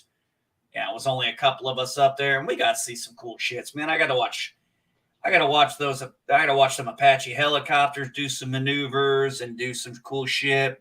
I got to watch tanks. I always thought those trails were just an added effect in movies. I'm like, holy shit, those 50 dudes do trail in the sky. Wow. When I was, I got to watch I got to watch tank formations. That was interesting. I got to watch them shoot off their rounds. And then, man, Artie came out there. And here's the thing. I would have thought I would have been able to hear that pop from where I was. But all I saw was a puff of smoke. And then off in the distance, a big fucking explosion. Right. I was bringing up a map. If you look to the east side, where Miramar ends right there, that's like where Santee begins. There's this place in Vegas that Chris was telling me that his kid wanted to go shoot automatic rifles and fire a Sherman tank. Now, I've never been on Miramar. I went to, because I only was in San Diego for MCRD boot camp. So you were up in Pendleton. I was up in Pendleton for the second half. The first half of training is at San Diego, and then you go up to Camp Pendleton. That's where we did rifle training. That's where we did field week. That's where we did the Crucible. And then we came back after that, and then we went back to San Diego, and that's where we did our graduation, things like that. And then we got out of that. We did our 10 days of boot leave, came back to MCRD San Diego, and then immediately I went to Camp Penn for what was called Marine Combat Training because I was in infantry. And then I went to 29 Palms after that for radio school. So, well, let's see, I've been to, at least in San Diego, Miramar, Pendleton, San Diego, Coronado, Point Loma. So I've basically been to almost everything, including some of the amphib bases that are a lot smaller. I've been to at least 2 of those to go to the small NEX to buy snacks to go to the beach. The only other bases I was on was I was stationed at Beale Air Force Base when I joined the Air Force, and sometimes I had to go down to Travis Air Force Base, which every time I went to Travis, I wanted to stay there because it was so much better than fucking Beale. And when I say I've been to those bases, it's because I was a military dependent, not because I was in the military. Oh, yeah, I knew you were dependent. You're a military brat, right? Yep. Mother was in the Army. Father was in the Navy. Squids. Just like my old daddy. The funniest thing is I was about to join the Navy, and I would have done similar to what Darren was doing. I was going to be a nuke tech on a submarine until Caddy's mom fucked me over. I wanted to be a pilot, and in the 90s, Air Force was not taking anybody with glasses to fly, so they said try the Navy. The Navy wouldn't take it because of my feet. Yeah, Air Force would have. Oh, no. But I had glasses. I wanted to be a pilot, too. They immediately said, you're over 6 foot, you're not going to be a pilot. They reject me because I had glasses out as my eyesight. I'm like, but now pilots wear glasses, they can wear contacts. Come on. I hated that. That was back then, though. That was Yeah, I know. I know, those 90s. They had to do that. When my uncle became an Air Force pilot, one of the requirements was you could not have had a broken bone in your body at any time prior to service. Understand this, Elihu. There are certain things when you're on flight status, there are certain restrictions to you being on that status. So, for example, there are certain medications, even over-the-counter medications, you are not allowed to take. Yeah, I know. But they will provide you with performance enhancers during war. So, well, yeah, there is that. Yeah. Priorities. Mission first. Yeah. Right. As the old saying goes, mission first, boot. We had them on board, but of course, very special criteria had to be, there before they would be activated, and then your corpsman was monitoring our vitals every 20 minutes, while we were on performance enhancers to make sure everything was all right. So, I mean, it was, it wasn't like we were just in there doing drugs, Were you, Darren, since you were on a nuclear sub, and I know that the Navy might have a different term for this, but it might be the same term. When you're on nuclear stuff or detail in the Air Force, they call that status PRP. Do you have a similar status for that? I don't know what you mean. What it means is when you work on, you're responsible for nuclear stuff. It's like flight status. There are certain medications you can't take. Oh yeah, definitely. We had I wasn't, because I wasn't the part of the nuclear trained part of the crew. Basically, those guys. The reactor is the Mason-Dixon line of the boat, and anybody whose primary work is done aft of the reactor has to be nuclear trained. So they have to go to the Navy Nuclear Power School, and then from there they go to their machinist mate or electronics technician or whatever they're going to do back there. The forward guys like sonar did, we didn't have to go to that school, but there was an officer who got his wisdom teeth pulled, or one of them pulled. They put him on tie locks, and then he decided to go back to the boat and reassume his watch in maneuvering, which is the room where the reactor is controlled. And when the doc, who is a independent duty corpsman, saw that knew that he went to dental for, knew what they prescribed him, and saw that he was sitting and maneuvering, he did what he was supposed to do, reported him, and that guy got kicked out of the Navy because he was operating a reactor while chemically enhanced.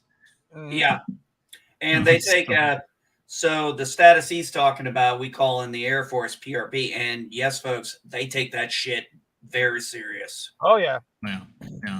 It didn't matter that the boat was in port and that the reactor was not really actively being used to power the ship at that point. Simple fact that he was standing a watch back there was enough for him to. Yeah, exactly. Yeah. Yes, because his judgment could be considered impaired. His senses weren't trustworthy, that kind of thing. I mean, yeah, he's impaired. Yeah, exactly. I can tell you that when I had tie locks, tie locks was our favorite drug when we had surgery, dental surgery or whatever. It's not like over the counter stuff. It definitely. Well, it's an opioid. Of course, it isn't. Yeah, if a roommate of mine, he had a wisdom tooth pulled, and he got tie locks, and then he drank some Captain Morgan on top of that, and then he watched Ralph Bakashi's. Then he watched Ralph Bakashi's Wizards and had a psychotic episode. So he and they he almost got separated too. So I mean, it was they don't mess around with that stuff. Do you At least guys not remember in the 90s?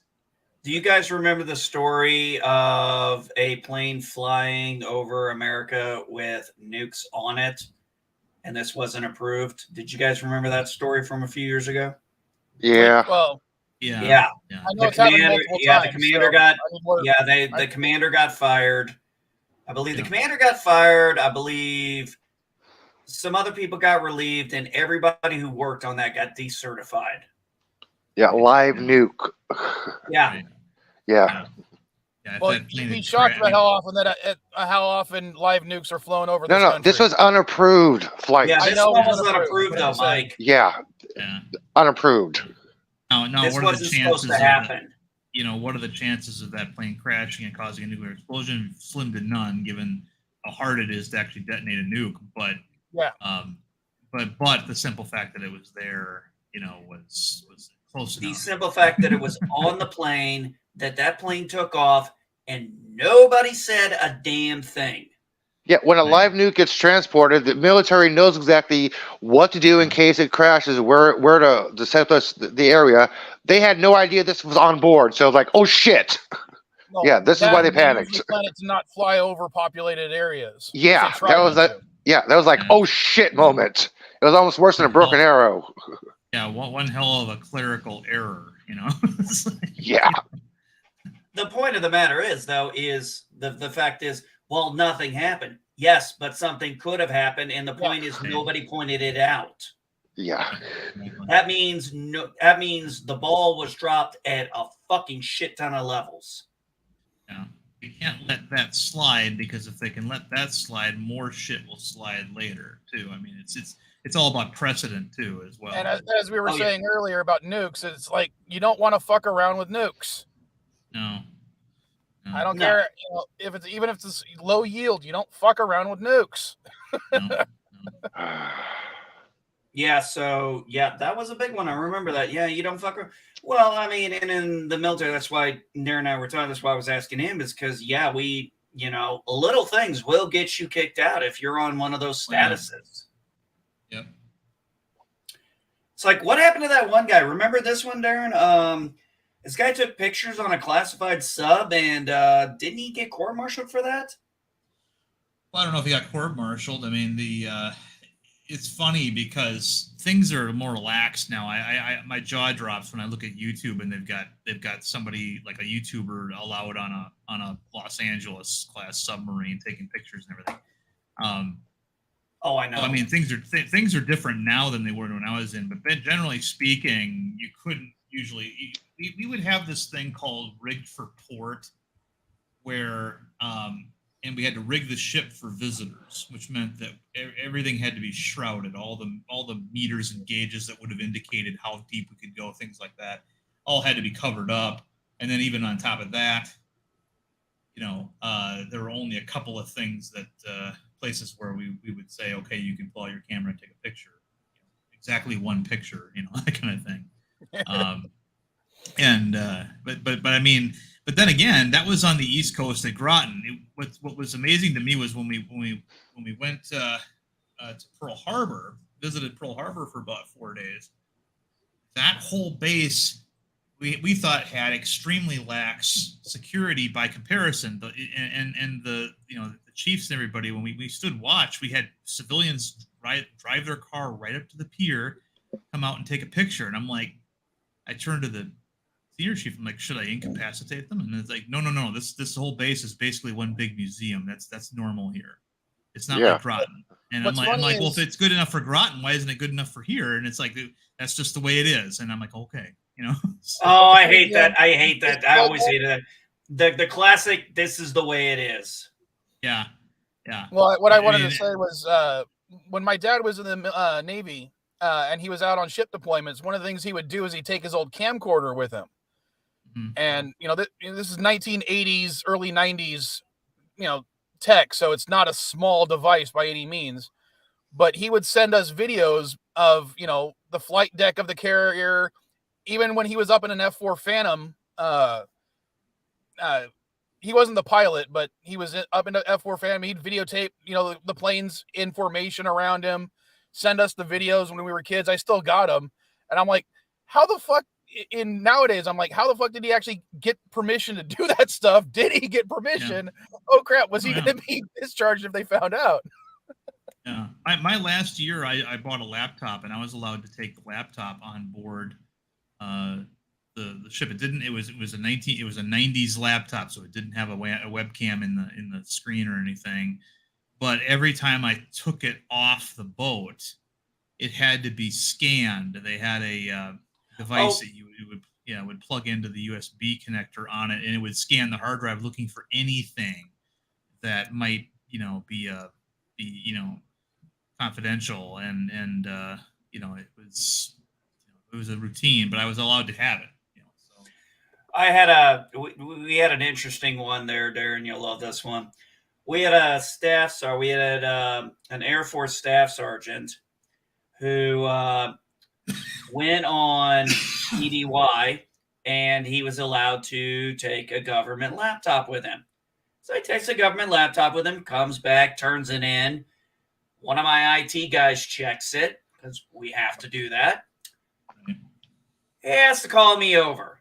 It's like, what's going on? He's like, yeah, there's some stuff on this government computer that shouldn't be here. I'm like, okay, what level are we talking? And he's like, porn. I'm like, are we talking regular porn? Or are we talking kiddie porn? He goes, regular porn. I'm like, okay, we have to report this. He goes, but I really like the guy. I'm like, doesn't fucking matter. We have to report this. That is a bulky camcorder, man. Okay. That's the type of camcorder that's the old days, man. Betamax. Thing he would take up in the aircraft with him or have on the flight deck. And I know that people could see him because it's not even though it was a small camera for the age, it's not a small camera by today's standards.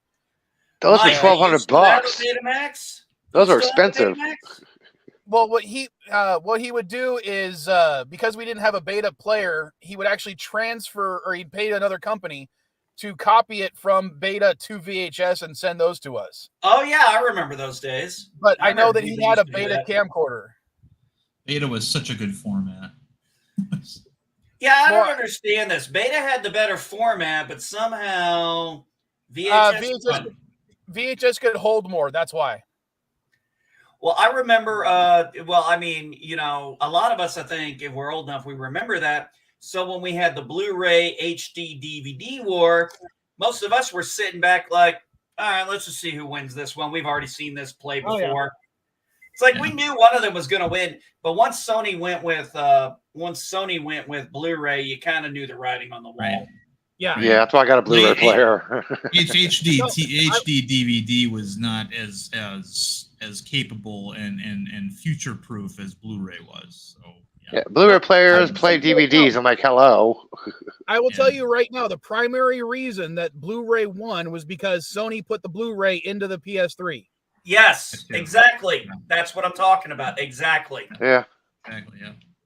I mean, yeah, Microsoft did have a adapter drive so you could play HD DVDs, but they didn't actually put an HD DVD player that could play movies in your Xbox until later on, so it failed.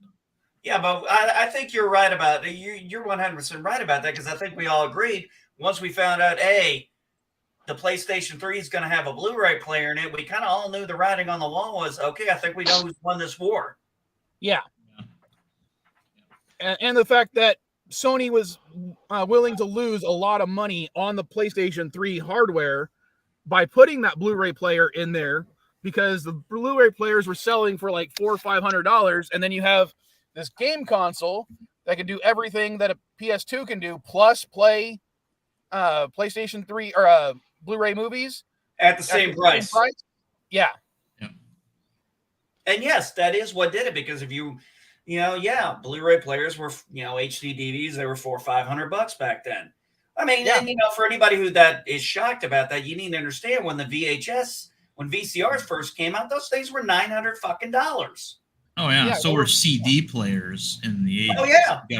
If you got a console, if you got a component, a stereo component, which is basically just a DVD, a Blu-ray, a CD player for your stereo system. That was an $800, $900 affair in the first year. But then, this is how it works. That they overprice them the first year so that only the rich buy them. That pays off all the research and development, and then the second year the prices start coming down so that the common man can get one, and that's when the real money is made. Plus, once more manufacturers are willing to make it, the price obviously goes down because there's more supply.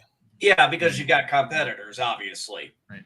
It's like, I remember, one of the things they said was that when DVD players came out, the movie that made people get a DVD player was The Matrix, and that came out on DVD. They wanted to see that movie in crystal clear, 480p.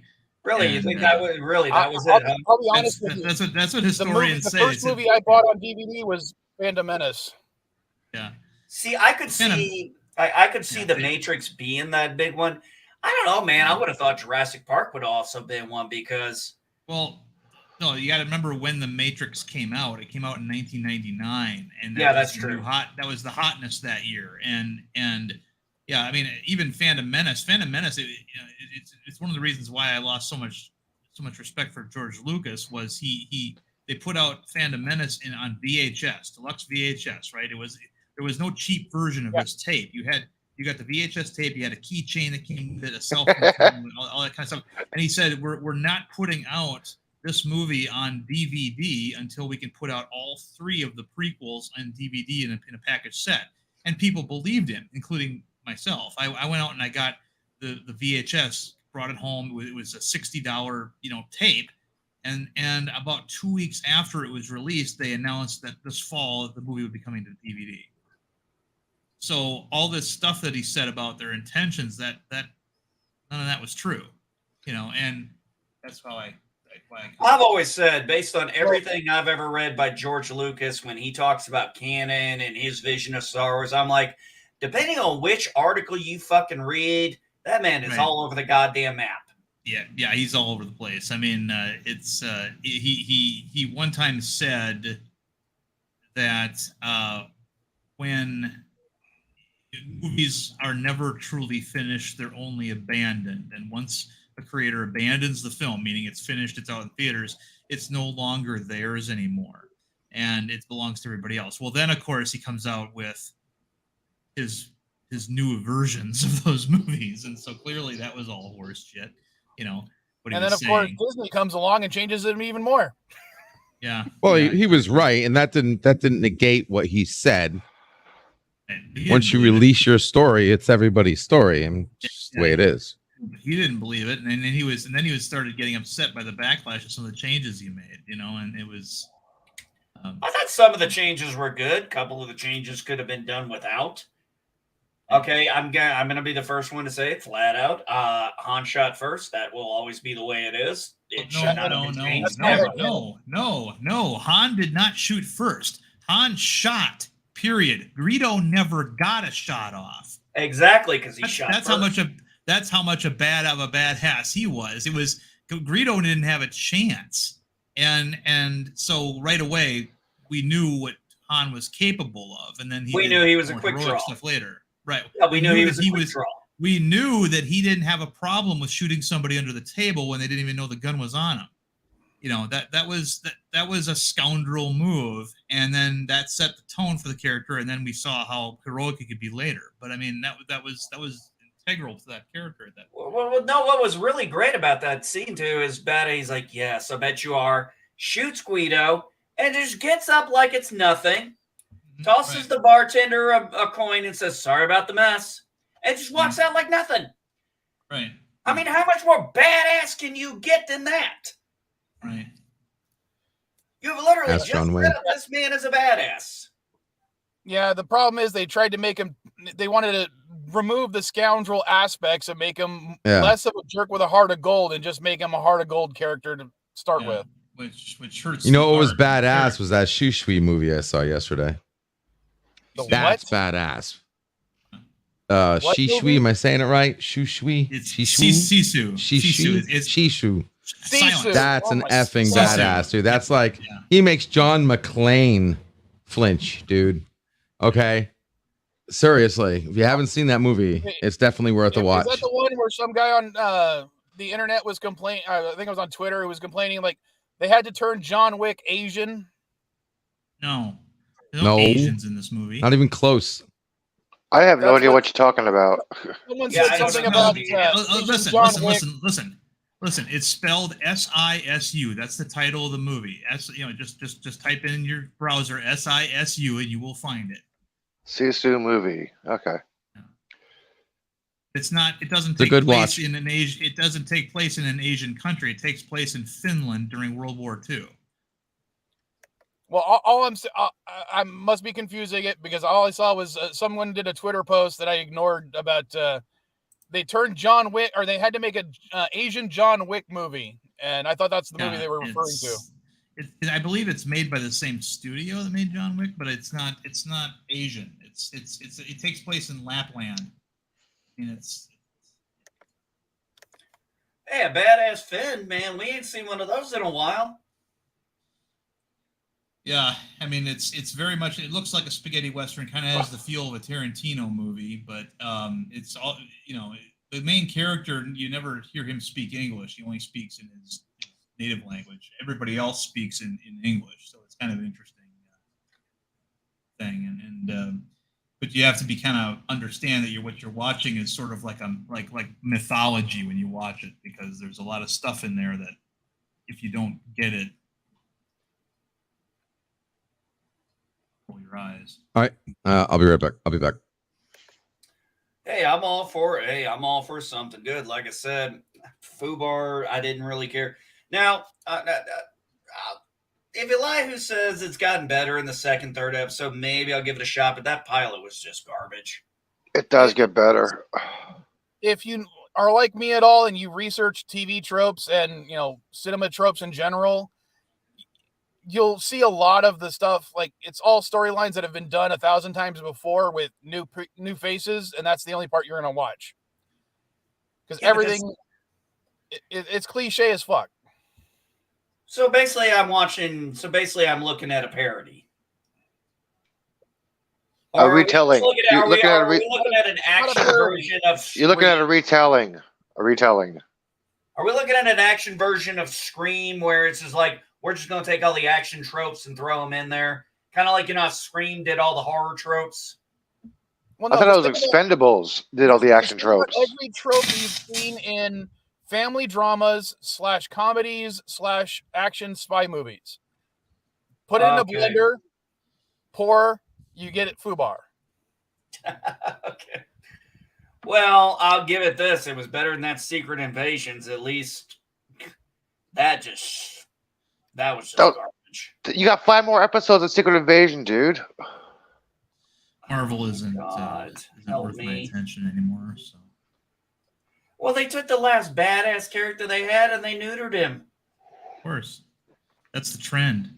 It's literally like I got on the screen and I said, well, I saw Secret Invasions. So great. I've seen Jake Skywalker. Now I've seen Jake Fury. Is Secret Invasions weekly or is it all out at once? It's going to be weekly. It's 6 episodes. The basis of the thing is people are going to die. That's the thing. People are going to die.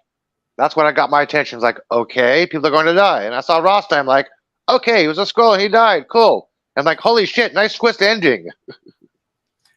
Thank you for a spoiler. Fuck you. Dude, come on, man. Come on.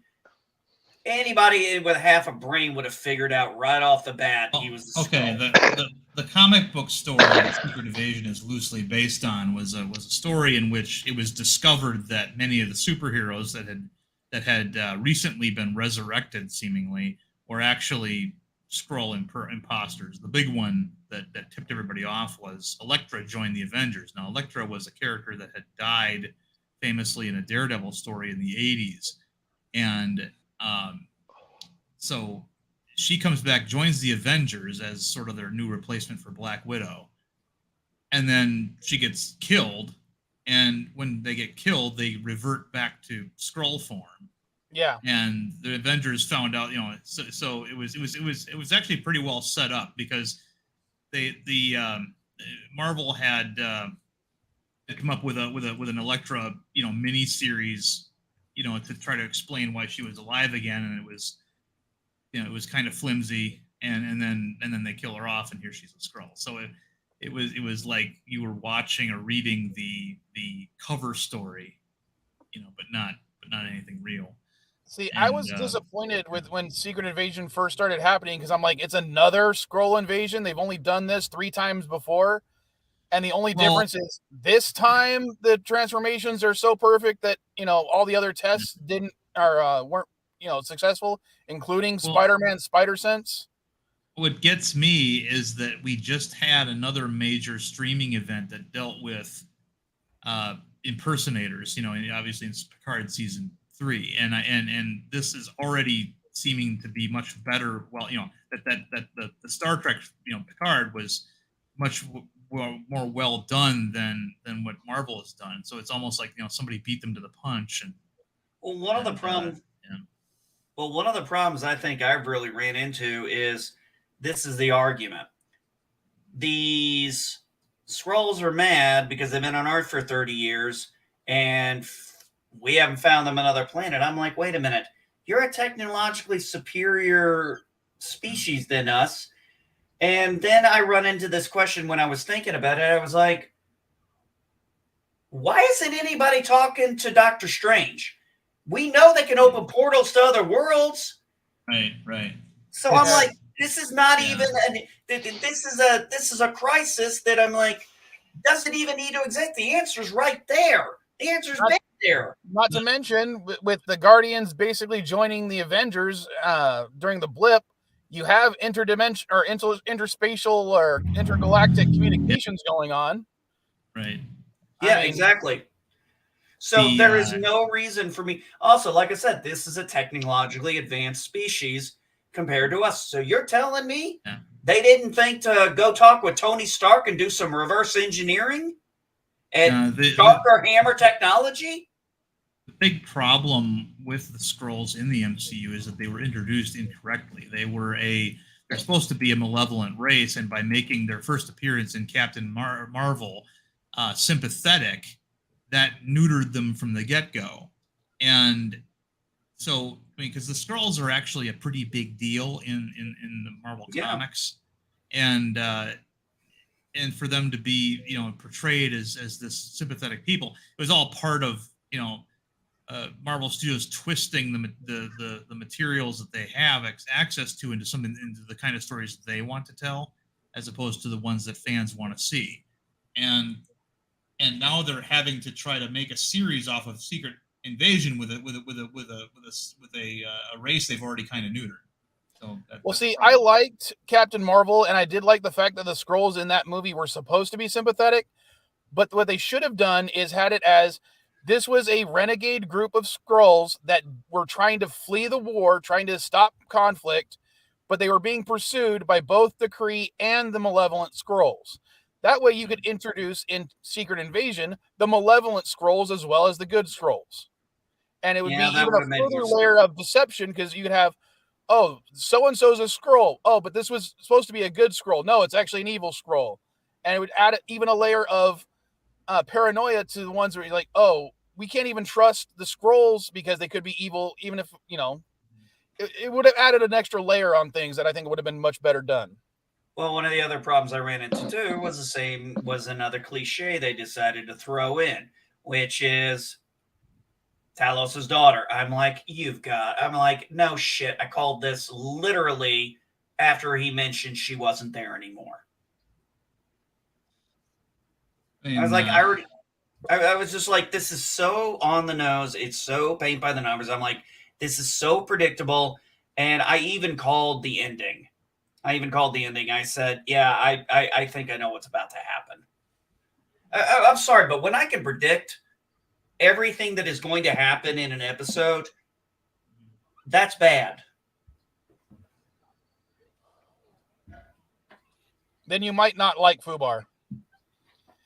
I could see everything that was going to be happening in Fubar. I can tell you this about Fubar: something goes wrong in every episode. Yeah, I wonder why. I don't know. Maybe only because FUBAR stands for fucked up beyond all recognition. Yeah, I know. The thing is about about something getting messed up. I was not expecting that part to get messed up. That's what got me into the show. Because you would watch something like, okay, they're gonna mess this up, something's gonna go bad here, right? You expect this to happen. Nope, something else gets messed up. I'm like, holy shit, I like this little part. So I think you might like this, dude. All right, Elihu, based on your recommendation, I'll give the second episode a shot. Okay.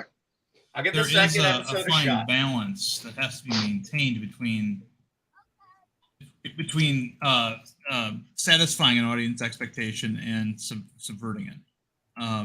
You know,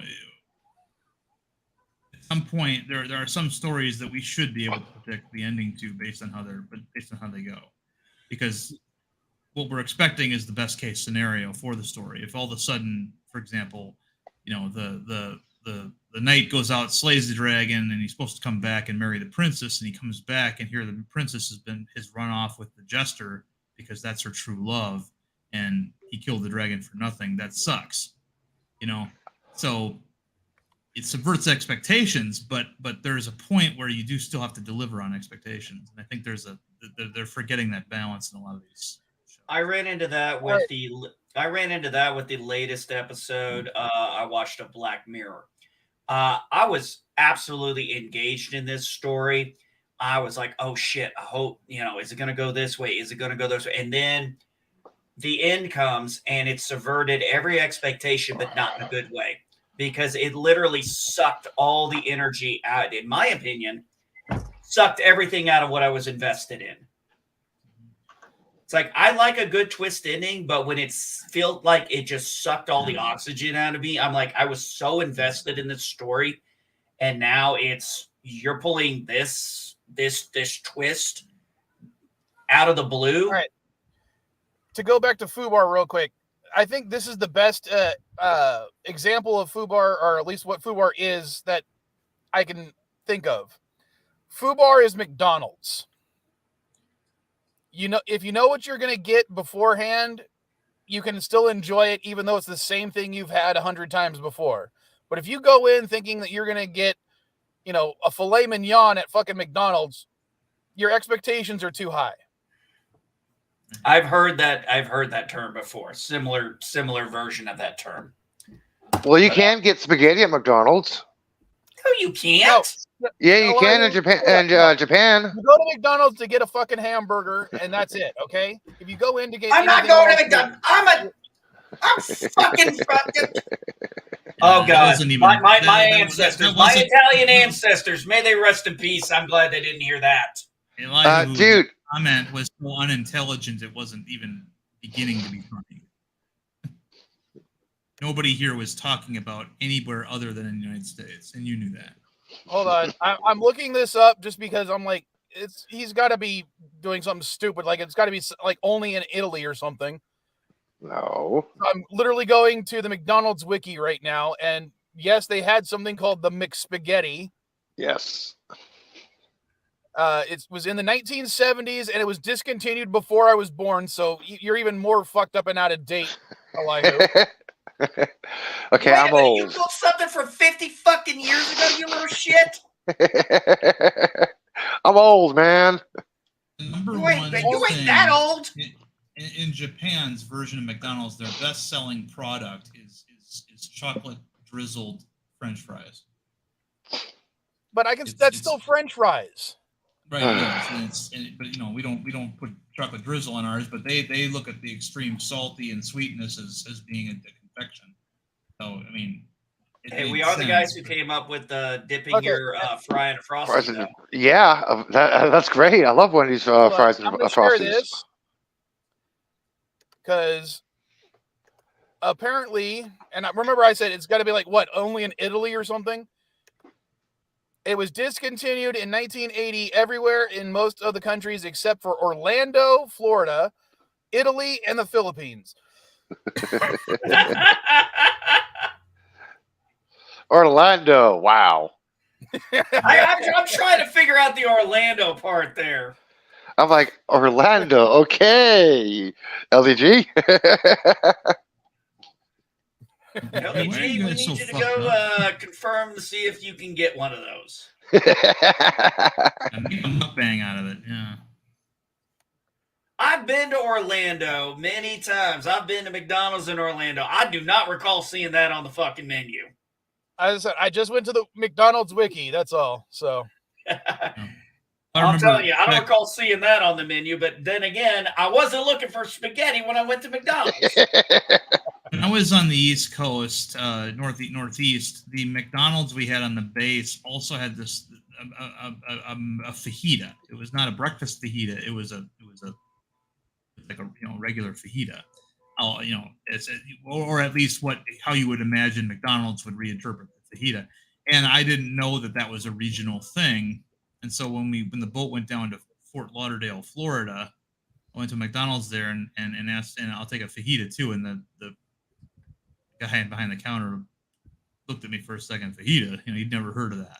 And so it was kind of an eye-opening little thing about the regional differences.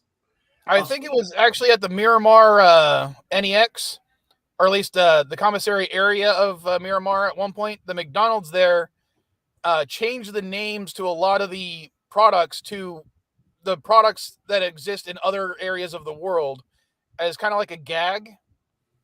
What they do? Make a Royale with cheese? Exactly. One of the things Freedom fries?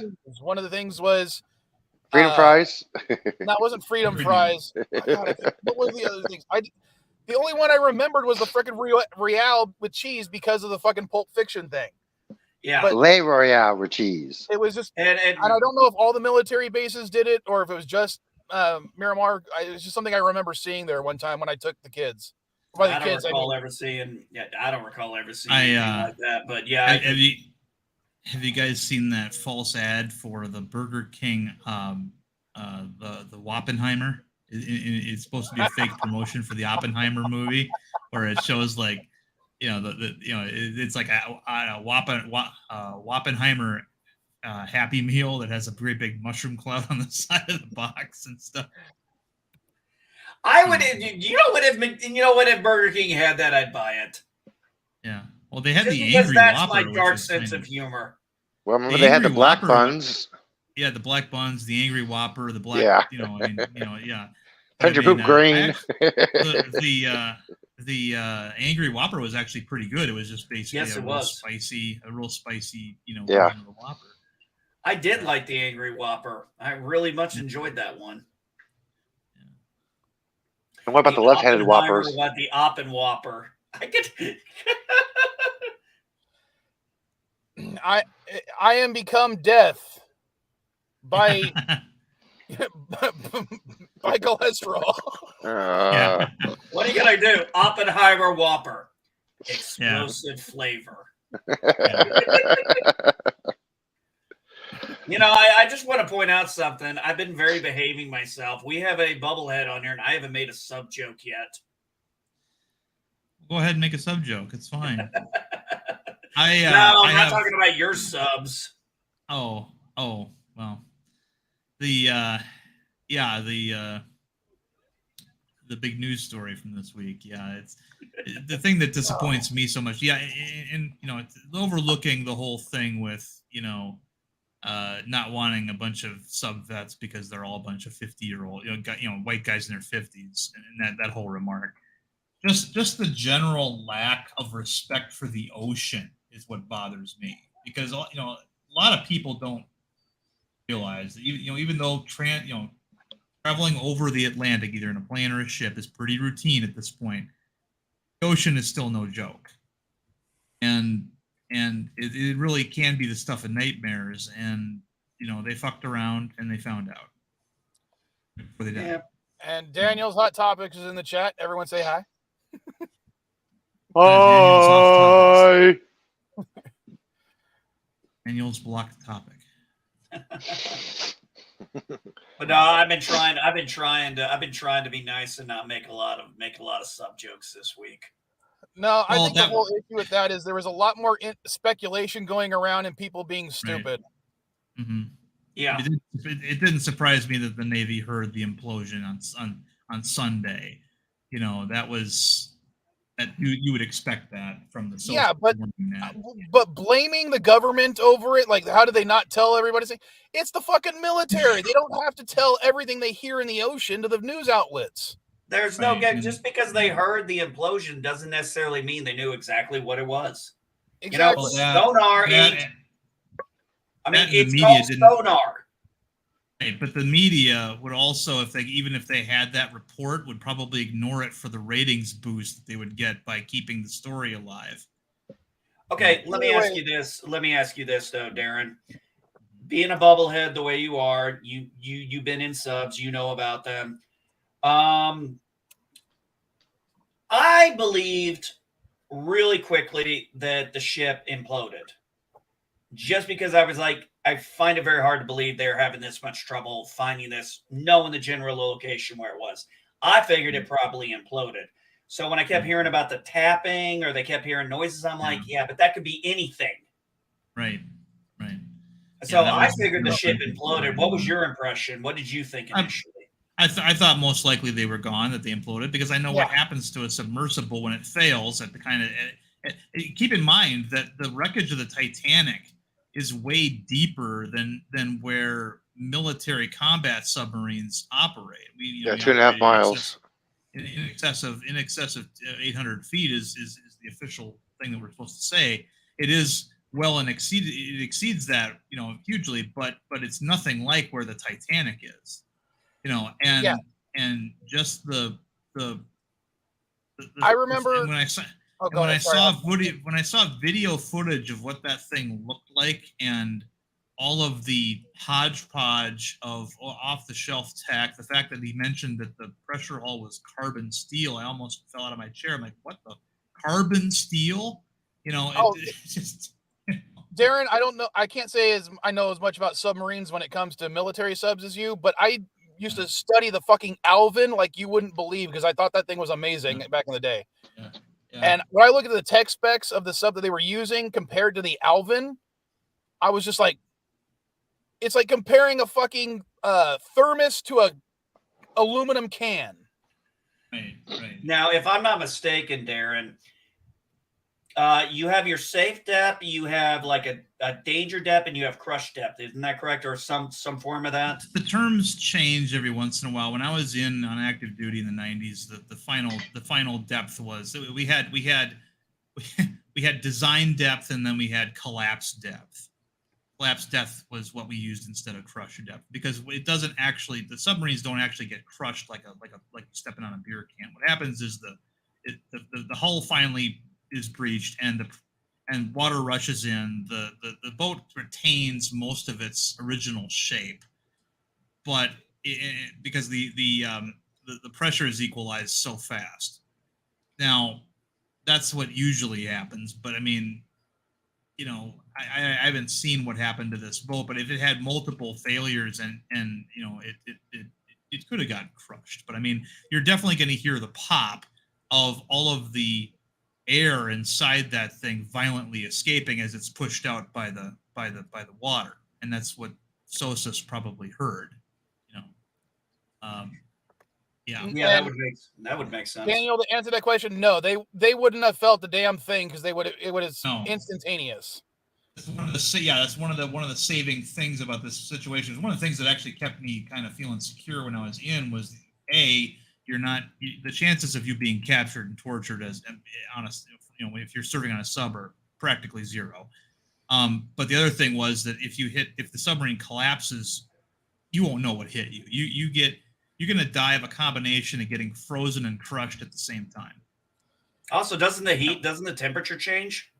Well, yeah, it gets fucking frozen. Frozen. Yeah, the water down there is colder than ice. It's kept in liquid form because of the pressure. Yeah. So. Oh, I did not know that. That's interesting. I did not know that. Yeah. Yeah. The water down there, because of so much water on top of it, it can't.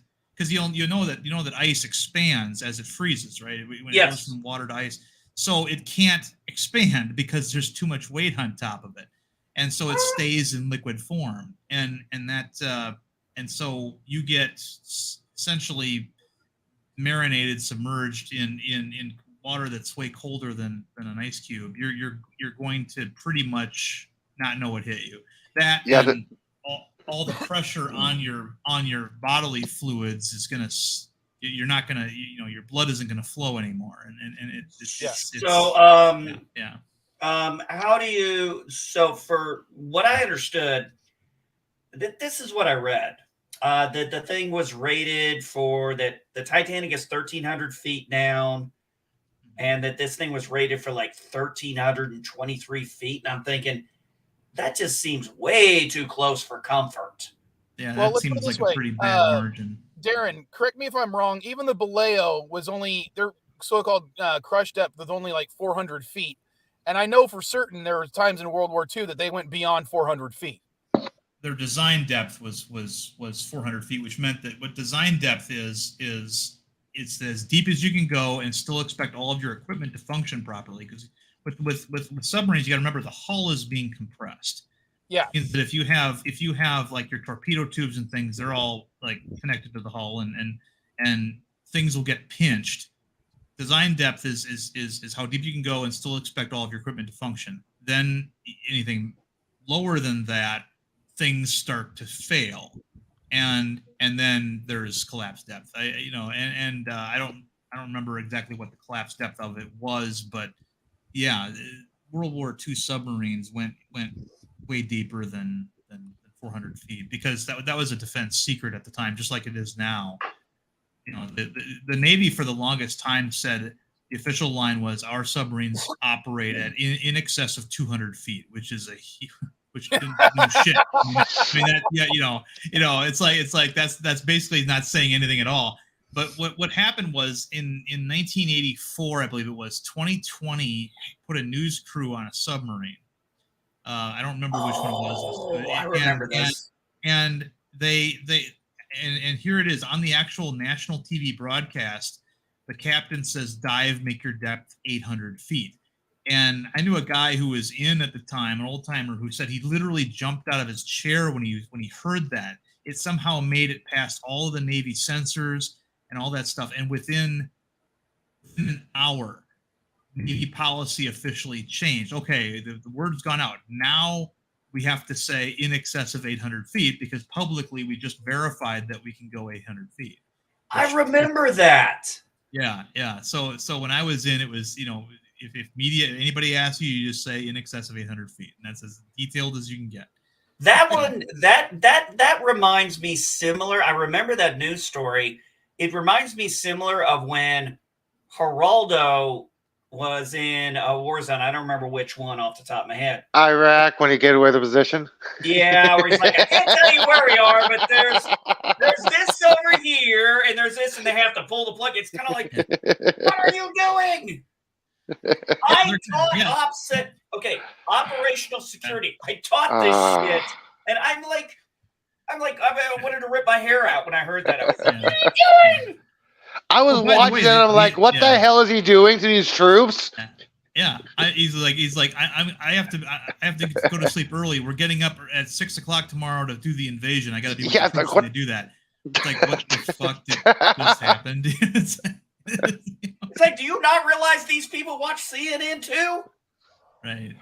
Oh my gosh. I thought the beer bottle incident was bad, but no. I remember a story from Desert Storm where there was a reporter in some small Iraqi town, and they said, we're reporting from this town. The United States Army is moving in with, X amount of tanks, X amount of soldiers. And immediately from a hidden bunker that they didn't even know was there, a bunch of Iraqis surrendered to the news crew. I think I heard about this one.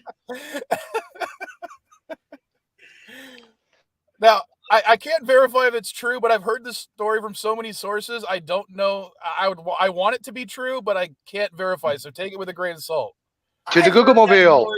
I've heard that story in the military. I don't know if it was true or not, but I have heard it. Are not your friends when you're in. I mean, that's been true for the longest time because they're trying to, especially if they don't agree with the war. So, for example, you had a situation where a number of Army guys were looking through an Iraqi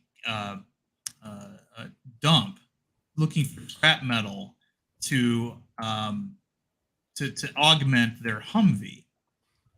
You know, which not all, you can't armor everything. A Humvee is not an armored vehicle, and so the journalist that was with them decided to paint that in light. Look at how terrible it is for our servicemen under George W. Bush. They have to go into a junkyard looking for scrap metal to fasten to their Humvee to help to armor it, and missing the whole point that even if that Humvee had the best armor available, they would still be in that junkyard looking for anything that they could do to improve their situation. Right? Yeah. But that's how situational awareness. You're around. Yeah. You adapt to your surroundings. That's how they, that's how the media was because they didn't like this war. They didn't, they wanted to go back to the good old days of the Clinton administration, and so anything that Bush did or anything that happened under Bush was a catastrophe, and that was how they wanted to frame it.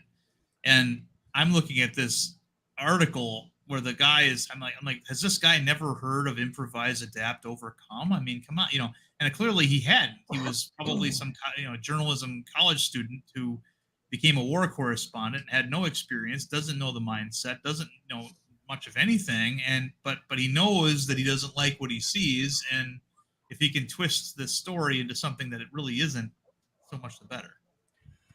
Yeah, I had so many. Yeah, I remember seeing stories that would pop up, especially during Afghanistan and then the second Iraq war, and I'm like, I'd be listening to these people. I'd listen to these experts, these so-called experts, talk, and I'm like, I want to run my fucking foot so far up your ass and shove my fist down your throat. You are lying. You are full of shit. You know nothing about what you're talking about. And I'm like, the problem is I can't say shit because what I know is classified. Yeah. And, if you guys remember the submarine situation with the Greenville, this was probably about 24 years ago now. It happened just when I got out. USS Greenville out of Hawaii was doing something that I always used to hate, the VIP cruises, right? These happened a lot during the Clinton years, where a senator or a state senator or some low-ranking, House of Representatives person wants to take a tour of a submarine, and so oh god, the dog and pony days. Yeah, and so the submarine goes out. It's a waste of a perfectly good Saturday usually, where the crew has to get up, before the crack of dawn, get underway, go out for about 4 hours, dive, do an emergency blow, and then head back into port. Right? We're not doing anything but treating the submarine like it's a big carnival ride, and all these VIPs come on, and they think that we're some sort of like hospitality staff, and it always frustrated me. Well, yeah, and literally, our mindset is get the fuck out of here as fast as you can.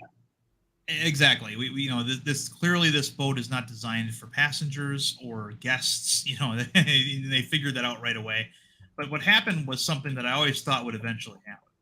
There's so many people in the control room doing so many distracting things that when they went down to about 800 feet, they did a sonar sweep.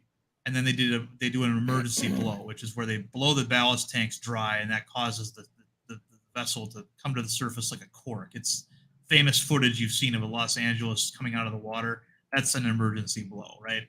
You cannot see what's in front of you when you do that because you're moving too fast. You also can't stop the ascent once it starts. So, statistically, eventually this was going to happen. They came up underneath a fishing trawler that had been modified to accommodate oceanographic students from Japan. And they destroyed the vessel, killed most of the people on board. And the media, of course, found out that they put a couple of the representatives' aides in the helmsman planesman position, meaning the driver's seats. Now, I know matter of factly that there was nothing that could have been done to prevent that collision. That there was nothing that a helmsman or a plainsman could do because the control surfaces are pretty much useless when a boat is coming up like that. But the average civilian doesn't know that. They think it's like driving a car, and of course they're like, why would you put untrained civilians in the driver's seat of a submarine when they knew how it would be misinterpreted, right?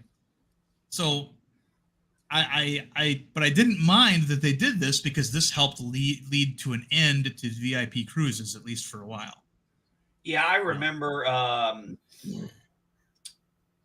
not so much. That was a little bit before when I got in, but yeah, we still had the dog and ponies, but they were tapering off at that point because of shit like that. Because I had so many dog and pony shit.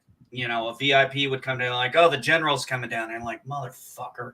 Because you know what that meant? That meant they're like, yeah, the general will get here about 1,500. Yeah, right. That more likely 1,630, 1,700 if he even shows up to our office. I have more time than that. Yeah. Go ahead. We had a guy, machinist mate, get basically had to get reprimanded for something that he said to a female VIP. It was like the aide to some state senator or something, and they had this towel mentality when they came on board the boat. Like we're a pleasure craft, like we're some kind of yacht, like you're the fucking love boat. Yeah, and he comes up to a machinist mate who's doing something. Could you get me a coffee? Says to him. Yeah, and he turned to her and went, "Bitch, I'm a machinist mate. I'm trying to keep us from sinking." And she just and that guy over there called me a bitch, and of course we got our names on our uniforms, his name was Bentley, and whatever, and then the captain's like, after the cruise, did you happen to call one of our guests a bitch? When you first said that, Darren, I was thinking, oh, what he'd try to do. Was he trying to hit on her? But no, once you explain the situation, I'm like, okay, yeah, she was probably in the wrong there. Right. That entitled mentality. We don't like entitled people around us. Yeah, the captain had to give him 2 weeks of restriction, which meant that he had to pretend we were underway while we're in port. He had to live on board the boat for 2 weeks. But he's like, he had to have a captain's mast, which is not a court martial, but it's non-judicial. And he's like, I just think it would have been better if you just called her lady than bitch. Just next time I hope you think of me and all the paperwork I had to do about this, before the captain was, is very passive in his aggression, but yeah. So my wife had a situation. So the military has now given out, when we go traveling, they give out this government travel card. Trust me, it sucks balls. Everybody hates it. And my wife, one time, accidentally used it for a non-traveling purchase by accident. And she didn't realize it. She got the bill in the mail. We took a look at it. She asked me what to do. I said, well, you got to do the right thing, report it up. I've already taken care of the payment. It's covered, everything. So she does the right thing. She tells her work. Her commander knows about it. Legal gets told about it because legal has to get involved. Finance gets involved. They wanted to throw the fucking book at my wife. And it's like, she spent $50. It was an error. We've paid for the error. We owned up to it. So she ended up getting an Article 15 from the commander, but legal wanted to really throw the book at her. And he's like, he got them down to a commander's level, Article 15 NJP, basically a captain's mast, for lack of a better term. And he's reading what she did, and he's going through the normal LOR readings that they do in the Air Force. And she says, yeah, he sat it down afterwards and said, okay, sign it. She signs it. He's like, okay, now that that's over, I'm so fucking sorry I had to give this to you. I mean, don't he have really- a comparative story for that. So Yeah. Yeah, but I mean, it was just Yeah, crazy. neither do I. They were gonna throw the book at my wife or something like that. I had a similar issue. We had an airman who was there was apparently suspicion that one of our PT testers was falsifying run results. People were actually failing, and they were giving them passing grades. Because that never happens, right? Yeah. Yeah, because that never happened, obviously. Yeah. So here's what happened to me. I shit you not. This is back when I was in peak physical. Well, I was in damn near my peak. I had been running, I'd been maxing out. I'd been like in the 90s on the PT scale for the last 4 years straight. I mean, it was great. I loved it because I only had to do one PT session a year, and we got an added benefit of on Friday PT. I come in for morning drill, and then I get to do my own PT stuff. So it was a great initiative. Well, unfortunately, this year I was really concerned. I was like, I know my height. I'm like, I know I can do the push-ups. I know I can do sit-ups. I was concerned about my run time. And what I used to do is I would have my, as soon as the run would start, I'd turn on my stopwatch and I'd be monitoring my runs. And when I got done, my time said one thing, and I was upset about it because I knew what time I needed to get a first class. And he came up and he showed me what he wrote down, which was about 5 seconds. It was about 4 or 5 seconds different than what I had, but he's the official clock person. So whatever he has is what goes in the official record. So I don't think anything of it. I'm like, okay, maybe, I don't think anything of it, just whatever. Yeah. Next thing I know, I'm in front of the first sergeant being accused of using my rank to encourage him to falsify my PT score. Next thing I know, I'm in front of the commander a couple of weeks later, being given an Article 15, being put on an control roster, and getting what is called a UIF in my record, which basically would have fucked my entire career. Right. I managed to, but one of the key things we have in there is we are allowed to write a rebuttal. So I go to legal, I write up my rebuttal. My rebuttal's over a page long. I take it into my commander, I brought it in on time. Commander brings me back in. I was on leave. I come back off of leave. He brings me in, says, I read your rebuttal, takes my NJP and rips it up in front of me. Says, I read your rebuttal. I've known you a long time. I don't believe for a second you lied or intentionally tried to get your score changed. I came that close to my career being over based on somebody not believing me. And my career was saved because my boss believed me. Yep. Sorry, I was there's doing for flaws in the system. I was trying to go back a little bit, and I was reading up on the Vallejo, trying to figure out, what depth they could actually go to. But I got, I was going down a little bit of a rabbit hole. Yeah. Apparently, there actually is Vallejo class subs that are still in active service, including one in the Republic of China's Navy. Yeah, we sold a bunch of them after World War II, and a lot of them are still in service. Yeah, 52 out of 100 were sold. Yeah. I'm sorry, 55 out of 120. Yeah, for coastal defense, the only thing that would wear out in them, aside from, obviously combat, would be, you want to replace the batteries every decade or so. And as long as you're taking care of your diesel engine, it'll maintain the same specs throughout. But yeah, that's the only time also when the name of a vessel is supposed to change. Yeah. One of the things that gets me about, and honestly, I criticized naming the Titan A the Enterprise G back when the Picard 3 came out, but now that we have this other ship called the Titan that just got destroyed, this week or last week, I'm thinking, oh, good move, because you know what I'm saying, right? Yeah, it's bad luck to rename a ship.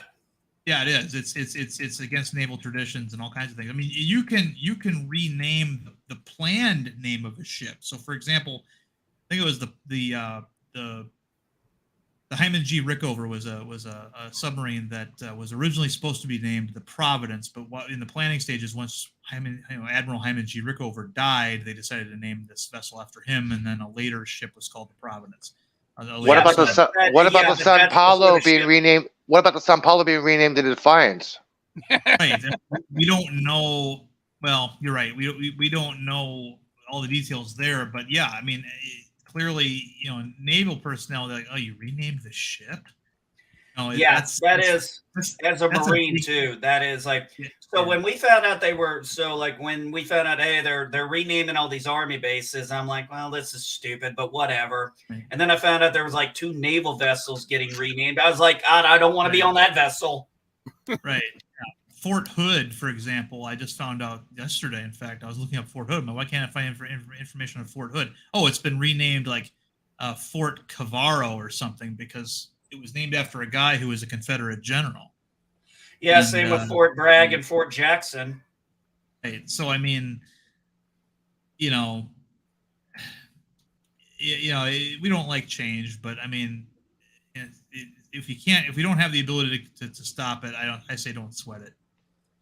But I'm not worried. It's not the bases. You know what? They want to rename a base. Fine, fucking go ahead. But man, you just don't fuck with Navy tradition like that.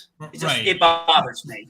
Besides, let's face it, a naval ship is not going to last as long as a naval or as a base usually. Right.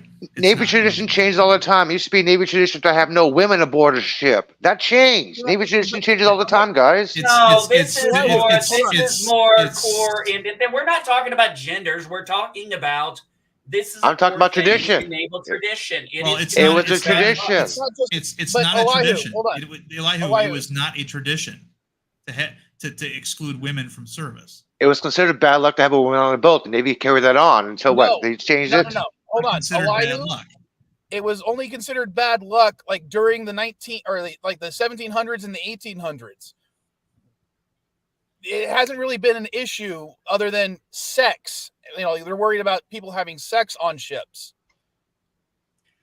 Well, I love this episode of Jag one time where you had Mackenzie going down there and she's on this sub and she's talking with, he's like, so you think those women are just going to throw themselves at every good-looking sailor they see at port?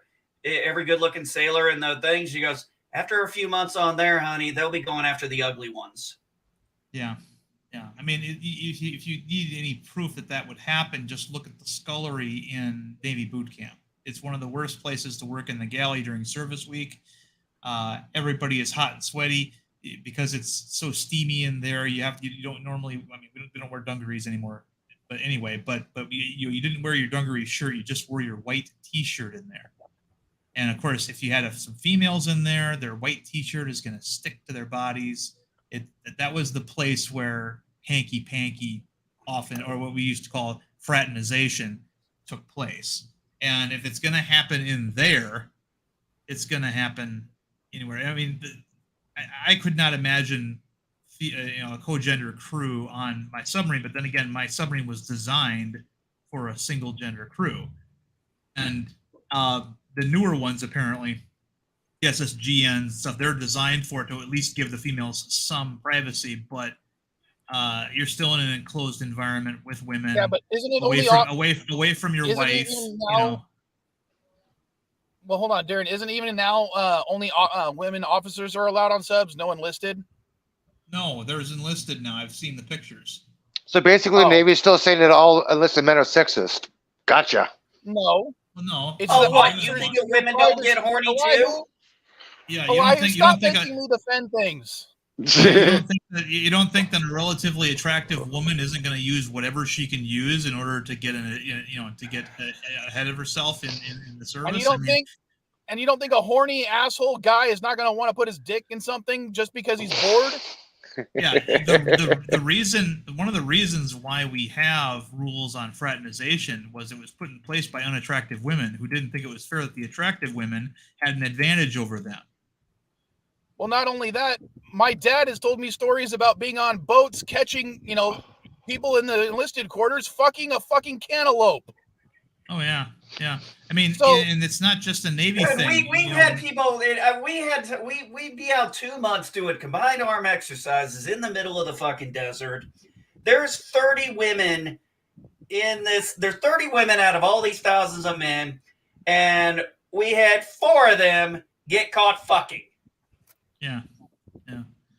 And you know, And trust it's me, not- it wasn't that. And trust me, most of the time it was the women pursuing the men. And it doesn't Yeah. also help that sex is a great stress reliever in issues of like combat. Yeah. And you know, it's not just something that the Navy dealt with in the late 20th century. You know, anybody who's read the book MASH, written by an actual mobile army surgical hospital doctor, Yeah. you know, he's talking about all the hanky panky that went on with their nurses and such. And you know, that's and what's funny is, you know, you watch the movie and you see maybe the pilot of the TV show. It went on, but nobody cared. It wasn't a scandal. The reason why that ended was because the unattractive women, you know. Yeah, they it felt really that- was their fault. My Yeah. dad once told me a story about him turning a corner on an aircraft carrier, seeing some guy balls deep in his commanding officer, and first thing he said is, "I didn't see shit," and just turn around and walk away. Commanding Yeah, officer, yeah, you don't see shit. He's Yeah, like, you don't "You're- want to see. Yeah, you're not gay on an aircraft carrier. You're just relieving stress." No, it's a commanding officer. You don't see shit. You don't. It's It a doesn't commanding matter what. officer, you Yeah, didn't see you- a damn thing. Yeah, you don't know what's going on. Commanding officer, I don't see shit, sir. yeah. Yeah. Hey, If he's drinking a beer, I don't see shit. We literally had when we went out to when we went out to Greece for a month, 800 male Marines, seven females. I know at least one of them was pregnant when she got back. Oh, yeah. Yeah, the first ship that ever had female sailors on it, this was back in the 80s. I think they had 50 some odd female sailors. 28 of them couldn't finish the deployment because they got pregnant while on board 6 months in. Well, you think about it, these women have, and I'm not dogging these women for having sex when they're, I'm not fucking dogging them for that. I don't blame them. Human nature. I mean, you put people in a closed environment like that, standards are gonna start getting real lax, you know, and there's a common thing in the Army I know of called the Desert Queen. We have a similar thing called the Sea Queen, right? Where you have a woman who's not a 9 or a 10. She's more like a 4. She's got like one eye that kind of looks off to the side and maybe has a snaggletooth or something. But because she's, you know, one of the only females available, suddenly she's getting all kinds of. She's a fucking 10. Yeah, and of course then you get back stateside, the boat pulls in, or your unit goes back to the United States, and suddenly she's back to being a 4, and nobody wants to have anything to do with her because there's plenty of attractive women out in town. And you know, it can be an ordeal for them to deal with. You know? Well, what was the most common thing Marines and sailors would do when they got to port? Fight and fuck. Right. Yep. Right. Yeah. There was a contest that our boat had amongst some of the members of the crew, where the idea was that whoever fucked the fattest, ugliest chick at a port didn't pay for drinks in the next port. You just iterated my statement of naval enlisted men are sexist pigs. Okay. No. No, Because women will do the same thing. Women did the exact same thing. In fact, women were better. Let me tell you something. Do you know how many women, once certain people went on deployments, do you have any idea how many wives I saw out in the enlisted bar from the officer corps? Oh, yeah. Yeah. And a lot of Yeah, it's not just the men who are sexist or, you know, anything like that when it comes to the military. When you're in those situations, things change, and as I said, sex is a great stress reliever. Yeah, but I never heard of women having a king or a sea king or something like that. That's being sexist, man. That's being Trust me, sexist. there is, Elihu. Because I you've will tell never you right heard of now. it. Because you've never heard it. Yeah, exactly. You never heard of Yeah. it. I knew. No, I've heard of the I knew a queen, but I never heard of the knew a king. woman who flat out could. I knew a woman who flat out said, "I've got 5 guys here that I could fuck right now, and none of them would say shit, and they would do my bidding." Elihu, naval nurses at Pearl Harbor during World War II, these were, enlisted naval nurses, would sometimes be like, okay, there's this ugly guy and we're surrounded by nothing but all these women and other than injured people. Guess who they're fucking? The guy who can actually fuck. Right. I mean, it's the women get horny too, man. It's the human condition. And as long as it's consensual, I don't have a fucking problem with it, as long as they can still perform their fucking duties. But I want to bring up something Darren mentioned about the ugly women. We actually had a woman, I kid you not, when we were out in the field. I'll never forget my lieutenant. I couldn't believe my lieutenant actually said this. He literally came out and looked at this female Marine, and he goes, "If you're going to have that fucking mustache, it better be within regs." Yeah. Probably a I fucking kid you not. He came out there and said that, and I'm thinking, I shouldn't know laugh if he at knows that, that's but a it's male. funny. I don't know if he knows that's a female, but I ain't saying shit because it was just. Navy military, don't forget that. Navy military, you have to be clean shaven until you actually get to a certain rank before you can actually grow facial hair. So that sergeant was. No, that's not true at all. That was in the 90s. No, it wasn't. I was in the 90s.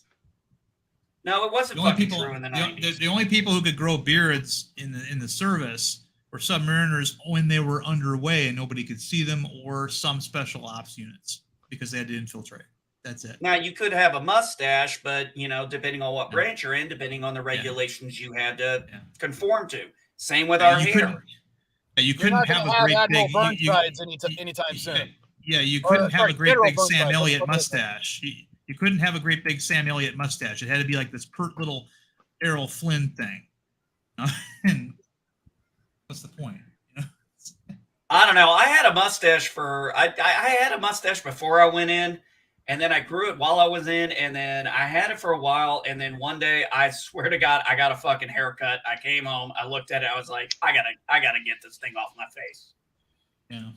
And I kept it off until I got out and started growing my hair back, and then started growing my beard, which is now is now basically a Fu Manchu.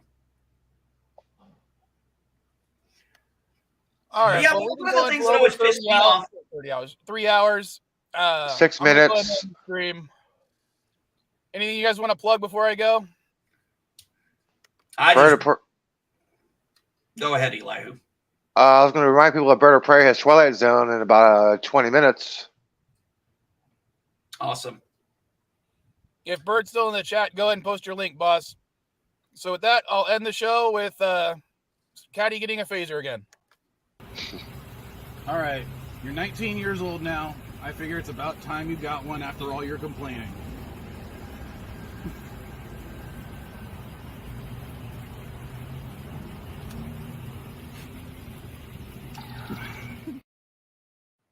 All right. Later, folkses.